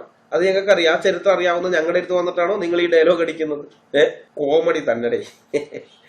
ഏതായാലും ഈ മേൽമുണ്ട് സമരം, മാറുമുറയ്ക്കൽ സമരം, ചാന്നാർ ലഹള എന്നൊക്കെ സ്കൂളിൽ പഠിച്ചിട്ടുണ്ട്. ചെറുപ്പത്തിൽ ഞാൻ സ്കൂളിൽ പഠിച്ചത് എനിക്ക് ഓർമ്മയുണ്ട്. പക്ഷെ അതിന്റെ പുറകിൽ പ്രവർത്തിച്ചത് ക്രിസ്ത്യൻ മിഷണറിമാരായിരുന്നു എന്നുള്ള കാര്യം ഈ സ്കൂൾ പാഠപുസ്തകങ്ങളിലൊന്നും ഉണ്ടായിരുന്നില്ല. യഥാർത്ഥത്തിൽ അവരാണ്, മിഷണറിമാരാണ് അങ്ങനെ ഒരു സമരത്തിന് തുടക്കം കുറിക്കുന്നത്. അത് സി കേശവൻ അതിനെ കുറിച്ച് എഴുതിയിട്ടുണ്ട്. മേൽമുണ്ട് കലാപത്തെ കുറിച്ച് എഴുതിയിരിക്കുന്നത് ഞാൻ വായിക്കാം. മേൽമുണ്ട് വഴക്ക് എന്ത് ഭയങ്കരമായിരുന്നെന്നും ശീലവഴക്ക്, മുലമാറാപ്പ് വഴക്ക്, ചാന്നാർ ലഹള എന്നിങ്ങനെ പല പേരുകളിലും ഈ സ്വാതന്ത്ര്യ സമരം, പ്രത്യേകം ശ്രദ്ധിക്കണം, ഈ സ്വാതന്ത്ര്യ സമരം അറിയപ്പെടുന്നുണ്ട്. സി കേശവൻ ഇതിനൊരു സ്വാതന്ത്ര്യ സമരമായിട്ടാണ് കണ്ടത്. ഞാൻ പറഞ്ഞല്ലോ 2 സ്വാതന്ത്ര്യ സമരം ഇന്ത്യയിൽ ഉണ്ടായിരുന്നു, 2 സ്വാതന്ത്ര്യ സമരം. അതിലൊന്നാമത്തെ സ്വാതന്ത്ര്യ സമരം ഇതാണ്, മനസ്സിലായോ? ഈ സ്വാതന്ത്ര്യ സമരമൊക്കെ തുടങ്ങി പിന്നെയും വർഷങ്ങൾ കഴിഞ്ഞിട്ടാണ്, ദശാബ്ദങ്ങൾ കഴിഞ്ഞിട്ടാണ് ഇവിടെയുള്ള സവർണർക്ക് ബ്രിട്ടീഷുകാരുടെ കീഴിലിരിക്കുന്നത് ഒരു പോരായ്മയായിട്ട് തോന്നിയിട്ട് അവർക്കെതിരെ സമരം ആരംഭിക്കുന്നത്. അതിനു മുമ്പേ, ദശാബ്ദങ്ങൾക്ക് മുമ്പേ തന്നെ മിഷണറിമാര് ഈ സ്വാതന്ത്ര്യ സമരം തുടങ്ങി വെച്ചിട്ടുണ്ട്. അത് ബ്രിട്ടീഷുകാർക്കെതിരെ ഉള്ളതല്ല, സവർണർക്കെതിരായിട്ടുള്ള സ്വാതന്ത്ര്യ സമരമാണ്. ഓക്കെ, ഞാൻ വായിക്കാം. എന്നിങ്ങനെ പല പേരുകളിലും ഈ സ്വാതന്ത്ര്യ സമരം അറിയപ്പെടുന്നുണ്ട്. തെക്ക് ചാന്നാന്മാരുടെ അല്ലെങ്കിൽ നാടാർമാരുടെ ഇടയിലാണ് ഈ വഴക്ക് ആരംഭിച്ചത്. വടക്ക് ഏതാണ്ട് കൊല്ലം വരെ ഈ ലഹള എത്തി. മിഷണറി സായിപ്പുമാരുടെ ശക്തിയായ പിന്തുണ, പ്രത്യേകം ശ്രദ്ധിക്കണം, മിഷണറി സായിപ്പുമാരുടെ ശക്തിയായ പിന്തുണ ആരുടെയും തുണയില്ലാതിരുന്ന പാവപ്പെട്ട സമുദായങ്ങൾക്ക് കിട്ടി. മതം മാറിയ ചാനാട്ടികളുടെ വേഷം മിഷണറിമാർ പരിഷ്കരിച്ചു. നായർ സ്ത്രീകളെ പോലെ മേൽമുണ്ടും മാറുമുറപ്പുമായി. അത് നായന്മാർക്ക് രസിച്ചില്ല. അടിയായി, ലഹളയായി, സ്ത്രീകളുടെ തുണിയുരിയലായി. ഗവൺമെന്റ് കീഴ്നടപ്പിന്റെ പേരിൽ മേൽജാതികളുടെ വശം ചേർന്ന് ഏഴജാതികളുടെ മേൽമുണ്ട് അഴിപ്പിക്കാൻ കൂട്ടുനിന്നു. മാധവരായർ ദിവാന്റെ കൽപ്പനകൾ പുറപ്പെട്ടു. മുലമറച്ചു നടക്കാൻ അവകാശമുള്ള പെണ്ണുങ്ങളെ മറ്റുള്ള പെണ്ണുങ്ങൾ അനുകരിക്കരുതെന്ന്, അത് ചട്ടവിരോധമാണെന്ന്, ശിക്ഷിക്കുമെന്ന്, ലഹളകൾ അമർത്തുമെന്ന്, ന്യായം നടത്തുമെന്ന്. പക്ഷെ നിയമലംഘനം പിന്നെയും നടന്നു. മിഷണറിമാർ വിട്ടില്ല. അന്ന് തിരുവിതാംകൂർ മദ്രാസ് ഗവൺമെന്റിന്റെ കീഴിലായിരുന്നു. മിഷണറിമാർ ഈ കീഴ്നടപ്പിന്റെ കാട്ടാളത്തത്തെ പറ്റിയും തിരുവിതാംകൂർ ഗവൺമെന്റിന്റെ പക്ഷപാത ബുദ്ധിയെപ്പറ്റിയും മദ്രാസ് ഗവർണറുടെയും വൈസ്രോയുടെയും അടുക്കൽ നിവേദനം നടത്തി. ബ്രിട്ടീഷ് ഗവൺമെന്റിന്റെ കർശനമായ സമാധാനം ചോദിപ്പുണ്ടായി. രായരുടെ സാധൂകരണം വായിക്കേണ്ട ഒരു രേഖയാണ്. അതിന് മദ്രാസ് ഗവർണർ സർ ചാൾസ് ട്രവല്യൻ രോഷാകുലനായി അയച്ച മറുപടിയും വായിക്കേണ്ടതാണ്. ബ്രിട്ടീഷ് സാമ്രാജ്യം ഭരിക്കുന്നത് ഒരു സ്ത്രീയാണെന്നും അവർ അവരുടെ സഹോദരിമാരുടെ സ്ത്രീത്വത്തെ അവഹേളിക്കുന്നത് ആരായാലും അത് ക്ഷമിക്കുകയില്ലെന്നും തിരുവിതാംകൂർ രാജാവ് അവർകൾ ഓർമ്മിക്കണമെന്നുമായിരുന്നു അതിന്റെ ചുരുക്കം. വേണ്ടി വന്നാൽ ഭയണച്ച് മുനകൊണ്ട് തന്നെ ഈ പരിഷ്കാരം നടപ്പിൽ വരുത്തുമെന്ന് ഭീഷണിപ്പെടുത്തുകയും ചെയ്തു. രാജാവും കുഴഞ്ഞു, മന്ത്രിയും കുഴഞ്ഞു. ഏതു വേഷവും ആർക്കും ധരിക്കാമെന്ന് രാജകൽപ്പനയുണ്ടായി. ലഹളയും ഒടുങ്ങി. ഈ സ്വാതന്ത്ര്യലബ്ധിയിൽ ആഹ്ലാദിച്ച് എന്റെ ഒരു മാതാമഹി നിരവധി ഈഴവ പെണ്ണുങ്ങൾക്ക് മുലമറയ്ക്കാൻ ഒട്ടേറെ നേര്യതുകൾ സൗജന്യമായി നൽകുകയുണ്ടായി. സി കേശവൻ, ജീവിത സമരം, പേജ് 72-73. ഇങ്ങനെ താഴ്ന്ന ജാതിക്കാർക്ക് നിഷേധിച്ചിരുന്ന പല അവകാശങ്ങളും ഓരോന്നായി അവർക്ക് ലഭിച്ചു തുടങ്ങി. വീട് ഓടുമേയാനുള്ള അവകാശം, സ്വർണ്ണാഭരണങ്ങൾ അണിയുവാനുള്ള അവകാശം, ചെരുപ്പിടാനുള്ള അവകാശം എന്നിങ്ങനെ ഓരോന്നും ചോകർക്കും പുലയർക്കും ലഭിച്ചത് തുടർച്ചയായ നിവേദനങ്ങളുടെ ഫലമായിട്ടാണ്. ഡോക്ടർ സാമുവൽ നെല്ലിമുകൾ, കേരളത്തിലെ സാമൂഹ്യ പരിവർത്തനം, പേജ് 413-414. ഈ വിഷയത്തെക്കുറിച്ചുള്ള നിരവധി സർക്കാർ രേഖകളും മിഷണറിമാരുടെ ഡയറി കുറിപ്പുകളും മിഷണറി ആസ്ഥാനത്തേക്ക് മിഷണറിമാർ അയച്ച റിപ്പോർട്ടുകൾ എല്ലാം കേരളത്തിലെ സാമൂഹ്യ പരിവർത്തനം എന്ന ഗ്രന്ഥത്തിനകത്തുണ്ട്. ഈ കുരിക്കാച്ചേരിൽ മാധവനും കുങ്കുരാമനും ഈഴവ നേതാക്കന്മാരാണ്. ഇവരും പിന്നെ മറ്റു ചില ചേർത്തലക്കാരും ചേർന്ന് 1884 ഏപ്രിൽ 6-നും 1889 മെയ് 9-നും മദ്രാസ് ഗവർണർക്ക് നൽകിയ പരാതിയിലെ ചില ഭാഗങ്ങൾ ഇങ്ങനെയാണ്. ഈഴവരെയും മറ്റു താഴ്ന്ന ജാതിക്കാരെയും 1-ാം ക്ലാസ് ഡിസ്ട്രിക്ട് മജിസ്ട്രേറ്റിന്റെയോ അതിലും താഴ്ന്ന നികുതി പിരിവുകാരുടെയോ കച്ചേരികളുടെ സമീപത്ത് പോലും ചെല്ലുന്നതിനെ വിലക്കിയിരിക്കുന്നു. പൊതുവീഥികൾ ഉപയോഗിക്കുന്നതിൽ അവർക്ക് വളരെയേറെ അസൗകര്യങ്ങൾ ഏർപ്പെടുത്തിയിരിക്കുന്നു. പെരുവഴിയിൽ സവർണരെ കണ്ടുമുട്ടുമ്പോൾ വളരെ അകലത്തിലേക്ക് അവർ ഒഴിഞ്ഞു മാറിപ്പോകണം. സവർണ ഹിന്ദുക്കളോട് സംസാരിക്കുമ്പോൾ അവർക്ക് ചില ആചാരപദങ്ങൾ ഉപയോഗിക്കണം. ഇത് പ്രത്യേകം ശ്രദ്ധിക്കണം, ആചാരപദങ്ങൾ. അങ്ങനെ ആ പദങ്ങൾ ഉപയോഗിക്കാതെയാണ് സംസാരിക്കുന്നതെങ്കിൽ അതിന് അവരെ ഉപദ്രവിക്കും. സംസ്ഥാനത്തെ ജനസംഖ്യയിൽ വളരെ അധികം ഉണ്ടെങ്കിലും ഗവൺമെന്റ് ഉദ്യോഗത്തിൽ ഒരു ചോവൻ പോലുമില്ല. അതിന് അവർക്ക് അവസരം നിഷേധിച്ചിരുന്നു. സവർണ ഹിന്ദുക്കളോട് സംസാരിക്കുമ്പോൾ അവർക്ക് ചില ആചാരപദങ്ങൾ ഉപയോഗിക്കണം. അങ്ങനെ ആ പദങ്ങൾ ഉപയോഗിക്കാതെയാണ് സംസാരിക്കുന്നതെങ്കിൽ അതിന് അവരെ ഉപദ്രവിക്കുമെന്ന് ഈ പരാതിയിൽ പറയുന്നുണ്ടല്ലോ. വെറുതെ ഉപദ്രവിക്കുകയല്ല, കൊന്നുകളയാണ് ചെയ്തിരുന്നത്. 1936 നവംബർ 4-ാം തീയതിയിലെ ബോംബെ സമാചാറിൽ വന്ന വാർത്ത അംബേദ്കർ ഉദ്ധരിച്ചിരിക്കുന്നത് ഞാൻ വായിക്കാം. മലബാറിൽ ഒറ്റപ്പാലത്ത് ഈഴവ സമുദായത്തിൽപ്പെട്ട ശിവരാമൻ എന്നു പേരായ 17-കാരൻ ജാതി ഹിന്ദുവായ ഒരാളുടെ കടയിൽ ചെന്ന് ഉപ്പ് ആവശ്യപ്പെട്ടു. ഇവിടുത്തെ ആചാരമനുസരിച്ച് ജാതി ഹിന്ദുക്കൾക്ക് മാത്രമേ ഉപ്പെന്ന വാക്ക് ഉച്ചരിക്കാവൂ. ശിവരാമനെ പോലെയുള്ളവർ ഉപ്പിന് പകരം പുളിച്ചാടൻ എന്നാണ് പറയേണ്ടത്. ഉപരിജാതിക്കാരനായ കടയുടമയ്ക്ക് കോപം സഹിക്കാനാവാതെ ശിവരാമനെ കഠിനമായി മർദ്ദിക്കുകയും മർദ്ദനമേറ്റ് ശിവരാമൻ മരിക്കുകയും ചെയ്തതായി ആരോപിക്കപ്പെടുന്നു. ഡോക്ടർ അംബേദ്കർ, സമ്പൂർണ്ണ കൃതികൾ, വാല്യം 9, പേജ് 63. പുലയരുടെയോ പറയരുടെയോ കാര്യമല്ല, ഈഴവരുടെ കാര്യമാണ് ഈ പറഞ്ഞിരിക്കുന്നത്. ഈഴവരുടെ കാര്യം. ഈഴവർ പോലും നായന്മാരോടൊക്കെ സംസാരിക്കുമ്പോൾ ഇത്തരം പദപ്രയോഗങ്ങൾ ശ്രദ്ധിക്കേണ്ടതാണ്. ആ അബദ്ധവശാൽ അറിയാതെ എങ്ങാനും അവരുപയോഗിക്കുന്ന വാക്ക് ഇവരെങ്ങാനും ഉപയോഗിച്ചു കഴിഞ്ഞാൽ അവനെ തല്ലിക്കൊല്ലും. ഭാഷയ്ക്ക് പോലും ജാതി ഉണ്ടായിരുന്നു. ഭാഷയ്ക്ക് പോലും ജാതി. മനസ്സിലായ? 13,000 ഈഴവർ ചേർന്ന് കൊല്ലവർഷം 1070, അതായത് AD 1895 വിദ്യാലയങ്ങളിലും ഉദ്യോഗങ്ങളിലും തങ്ങൾക്ക് പ്രവേശനം നൽകണമെന്ന് ഒരു സങ്കട ഹർജി തിരുവിതാംകൂർ മഹാരാജാവിന് സമർപ്പിക്കുകയുണ്ടായി. അത് കഴിഞ്ഞ് 24 കൊല്ലം കഴിഞ്ഞിട്ട്, അതായത് 1919 കൊച്ചി ഈഴവ സമാജം അതുപോലൊരു സങ്കട ഹർജി കൊച്ചി മഹാരാജാവിന് സമർപ്പിക്കുകയുണ്ടായി. കൊച്ചിക്കാരുടെ സങ്കട ഹർജിയിലുള്ള ചില വാചകങ്ങൾ സി കേശവന്റെ ആത്മകഥയായ ജീവിത സമരത്തിൽ രേഖപ്പെടുത്തിയിട്ടുണ്ട്. അതിങ്ങനെയാണ്: ഇപ്പോഴും ചില സ്കൂളുകളിൽ, പ്രത്യേകിച്ച് ചില പെൺപള്ളിക്കൂടങ്ങളിൽ അടിയങ്ങൾക്ക് തീരെ പ്രവേശനമില്ല. ചില അഞ്ചൽ ഓഫീസുകളിൽ അടിയങ്ങൾക്ക് അടുത്തു ചെല്ലുവാൻ പാടില്ല. അടിയങ്ങളെ മാർഗനിരോധം ചെയ്യുന്ന നോട്ടീസ് ബോർഡുകളുടെ എണ്ണം കുറയുന്നില്ലെന്ന് തന്നെയല്ല, വർദ്ധിച്ചും വരുന്നു. അടിയങ്ങൾക്ക് വലിയ സ്ഥാനമാനങ്ങൾ ഒന്നും തന്നെ കിട്ടണമെന്ന അപേക്ഷയില്ല. ചാതുർവർണ്ണ്യക്കാരുടെ ക്ഷേത്രങ്ങളിലോ മറ്റോ കടക്കണമെന്നും ആഗ്രഹമില്ല. നിങ്ങളിതൊക്കെ കേൾക്കുന്നുണ്ട? ഞങ്ങൾക്ക് വലിയ സ്ഥാനമാനം വേണമെന്നൊന്നുമില്ല. പിന്നെ അവരൊക്കെ പോകുന്ന, നായന്മാർ മുതൽ മുകളിലോട്ടുള്ളവരൊക്കെ പോകുന്ന അമ്പലത്തിൽ കയറണമെന്നുള്ള ആഗ്രഹവും ഞങ്ങൾക്കില്ല. അടിയങ്ങളുടെ അപേക്ഷ എത്രയോ മിതമാകുന്നു. ഇന്ന് അടിയങ്ങൾ ഹിന്ദുമതം വിട്ട് ക്രിസ്തുമതമോ മുഹമ്മദീയ മതമോ സ്വീകരിച്ചാൽ അടിയങ്ങൾക്കുണ്ടാകുന്ന സ്വാതന്ത്ര്യങ്ങളും അവകാശങ്ങളും ഹിന്ദുമതത്തിൽ അടിയങ്ങൾ നിൽക്കുമ്പോൾ അടിയങ്ങൾക്കുണ്ടാകണമെന്ന് മാത്രമേ അടിയങ്ങൾക്ക് അപേക്ഷയുള്ളൂ. സി കേശവൻ, ജീവിത സമരം, പേജ് 150. ഹിന്ദുമതം വിട്ട് ഒരാള് ക്രിസ്തുമതത്തിലേക്കോ ഇസ്ലാം മതത്തിലേക്കോ മാറിക്കഴിഞ്ഞാൽ അയാൾക്ക് ലഭിക്കുന്ന കുറെ സാമൂഹിക അവകാശങ്ങളുണ്ട്. ആ അവകാശങ്ങൾ ഞങ്ങൾ ഹിന്ദുമതത്തിൽ ആയിരിക്കുമ്പോൾ തന്നെ, ഹിന്ദുമതം വിടാതെ തന്നെ ഞങ്ങൾക്ക് വേണം. ഇതാണ് ഇവര് ആവശ്യപ്പെടുന്നത്. ഇവരുടെ പരാതിയുടെ ചുരുക്കം എന്ന് പറയുന്നത് അതാണ്. സി കേശവന്റെ ആത്മകഥയിൽ തന്റെ കുട്ടിക്കാലത്തെ കുറിച്ച് എഴുതിയിട്ടുണ്ട്. അന്ന് ഈഴവന്റെ പരാതി 5 രൂപ ശമ്പളമുള്ള ഒറ്റ ഈഴവൻ പോലും സർക്കാർ സർവീസിൽ ഇല്ലെന്നായിരുന്നു. മറ്റു കാര്യങ്ങൾ പോട്ടെ, വഴി നടക്കാൻ ഒരു നായയ്ക്കുള്ള സ്വാതന്ത്ര്യം ചോദിക്കാൻ പോലും ഈഴവൻ അന്ന് ധൈര്യപ്പെട്ടിരുന്നില്ല. സി കേശവൻ, ജീവിത സമരം, പേജ് 27. ഈഴവർക്ക് പിന്നീട് ആ സ്വാതന്ത്ര്യം ചോദിക്കാനുള്ള ധൈര്യം ലഭിച്ചതിന്റെ കാരണം ക്രിസ്ത്യൻ മിഷണറിമാരാണ്. അത് ഞാനൊന്ന് വിവരിക്കാം. ക്രിസ്തുമതത്തിലേക്ക് പരിവർത്തനം നടത്തിയ ചെറിയാൻ എന്ന മുൻ ഈഴവൻ, ക്രിസ്തുമതത്തിലേക്ക് മാറിയതിനു ശേഷമാണ് ചെറിയാൻ എന്നുള്ള പേര് വരുന്നത്, വേറെ മുമ്പത്തെ പേര് വേറെയാണ്. മുൻ ഈഴവൻ തിരുവല്ലയിൽ ക്ഷേത്ര സമീപത്തുള്ള പബ്ലിക് റോഡിലൂടെ നടന്നപ്പോൾ സവർണർ അദ്ദേഹത്തെ ആക്രമിക്കുകയുണ്ടായി, നായന്മാർ അദ്ദേഹത്തെ ആക്രമിക്കുകയുണ്ടായി. ചെറിയാൻ പോയിക്കൊണ്ടിരുന്ന പള്ളിയിലെ പട്ടക്കാരൻ ഉടനെ തഹസിൽദാരോട് തന്റെ ആളുകൾക്ക് സംരക്ഷണം വേണമെന്ന് ആവശ്യപ്പെട്ടു. അപ്പൊ അതിനു മുമ്പ് ഈഴവര് വഴി നടക്കുകയില്ല. ഇനി എങ്ങാനും ഏതെങ്കിലും ഈഴവനെങ്ങാനും വഴി നടന്നു പോയാൽ അവരെ ഇതേപോലെ തന്നെ തല്ലിക്കൊല്ലില്ലെങ്കിൽ മർദ്ദിച്ചവശനാക്കും. ചോദിക്കാൻ ഒരാളും വരില്ല, ഒരാളും ചോദിക്കാൻ ചെല്ലില്ലായിരുന്നു. ആ ധൈര്യത്തിൽ തന്നെയാണ് ഈ ചെറിയാനെയും തല്ലിയത്. കാരണം ഇവൻ മുൻപ് ഈഴവനായിരുന്നല്ലോ, കഴിഞ്ഞ ആഴ്ച വരെ ഈഴവനായിരുന്നവൻ ഈ ആഴ്ച മതം മാറിയിട്ട് ഇതിൽ കൂടി നടക്കുന്നത്, അത് ശരിയാവില്ല, ഇവൻ ഈഴവൻ തന്നെ എന്ന് പറഞ്ഞ് തല്ലിയതാണ്. പക്ഷെ ചോദിക്കാൻ ആളുണ്ടായി. അദ്ദേഹം പോയിക്കൊണ്ടിരുന്ന ആ പള്ളിയിലെ പട്ടക്കാരൻ തഹസിൽദാരെടുത്ത് പരാതി പറഞ്ഞു. മതപരിവർത്തനം ചെയ്തവർ ഇപ്പോൾ സത്യമതത്തെ ആശ്ലേഷിക്കുന്നു. അവർ ക്രിസ്ത്യൻ മാപ്പിളമാരായി തീർന്നിരിക്കുന്നു. അതുകൊണ്ട് ഇനി അവർ ഈഴവരുടെ ആചാരങ്ങളെ അനുഷ്ഠിക്കേണ്ടതില്ല എന്നതാണ് അദ്ദേഹം തഹസിൽദാരോട് പറഞ്ഞത്.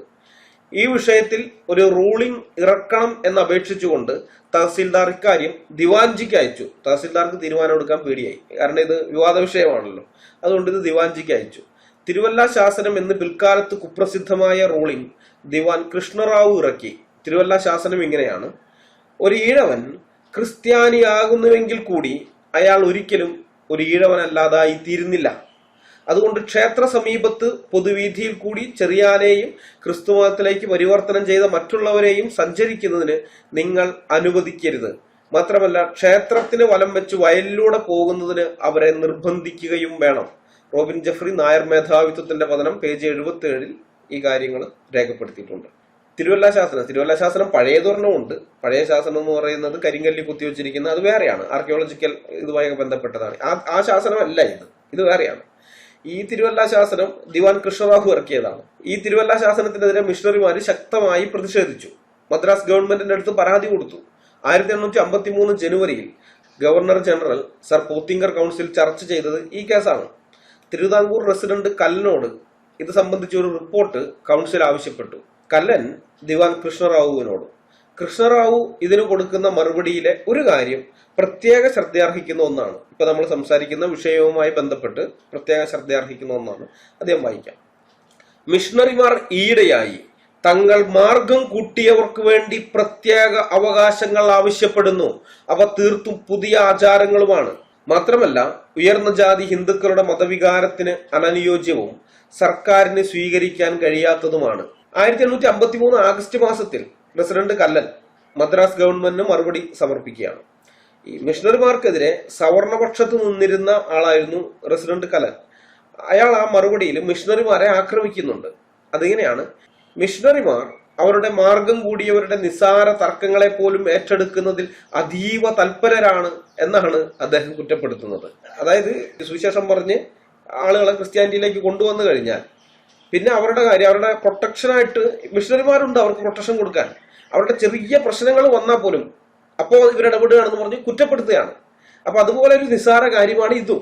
വഴി കൂടെ നടക്കുന്നവനെ ആരോ എന്തൊക്കെ പറഞ്ഞ് തല്ലി, അതൊന്നും വലിയ കാര്യമാക്കണ്ട. ഇവരുടെ ഈ ജനത തലമുറകളായി തല്ലുകൊണ്ടുവരുന്നവരാണ്. അവരുടെ ഈ മതം മാറാതെ നിൽക്കുന്നവർക്ക് ഇപ്പോഴും തല്ലുകൊണ്ടാൽ ഒരു പ്രശ്നവും ഇല്ല, അവരിപ്പോഴും തല്ലുകൊള്ളുന്നുണ്ട്. അപ്പൊ പിന്നെ ഇവനെ ഒരുത്തനെ മാത്രം തല്ലി, ചെറിയാൻ പറഞ്ഞ ഒരുത്തനെ തല്ലിയെന്ന് ഇത്ര വലിയ കാര്യമാക്കേണ്ടതില്ല എന്നുള്ള നിലയിലാണ് കല്ലൻ റിപ്പോർട്ട് കൊടുക്കുന്നത്. അപ്പൊ ചിന്തിച്ചു നോക്കണം, മിഷണറിമാർ അത്ര ശക്തമായിട്ട് ഇവർക്ക് വേണ്ടി നിൽക്കാനുണ്ടായിരുന്നു എപ്പോഴും ഏതിനും. ഇവർക്കൊക്കെ നിസ്സാരമായിരിക്കും അത്, നിസ്സാര കാര്യം എന്നൊക്കെ പറഞ്ഞിട്ട്. പക്ഷെ മറ്റേ ആളുകളെ സംബന്ധിച്ച് അത് നിസ്സാരമല്ല. ആത്മാഭിമാനത്തിന്റെ പ്രശ്നമാണ്, ജന്മാവകാശത്തിന്റെ പ്രശ്നമാണ്, വഴി നടക്കാനുള്ള സ്വാതന്ത്ര്യം മൗലിക അവകാശമാണ്. അപ്പൊ അതാണ് നിഷേധിക്കപ്പെടുന്നത്. അത് അങ്ങനെ നിഷേധിക്കപ്പെടുമ്പോഴാണ് മിഷണറിമാർ ഇടപെടുന്നത്. അല്ലാതെ നിസ്സാര തർക്കങ്ങൾ, അപ്പുറത്തുപ്പുറത്തുള്ളവനായിട്ടുള്ള അതിർത്തി തർക്ക വഴക്ക്, അങ്ങനത്തെ കേസൊന്നും അല്ല, അതിലൊന്നും അല്ല മിഷണറിമാർ ഇടപെട്ടിട്ടുള്ളത്.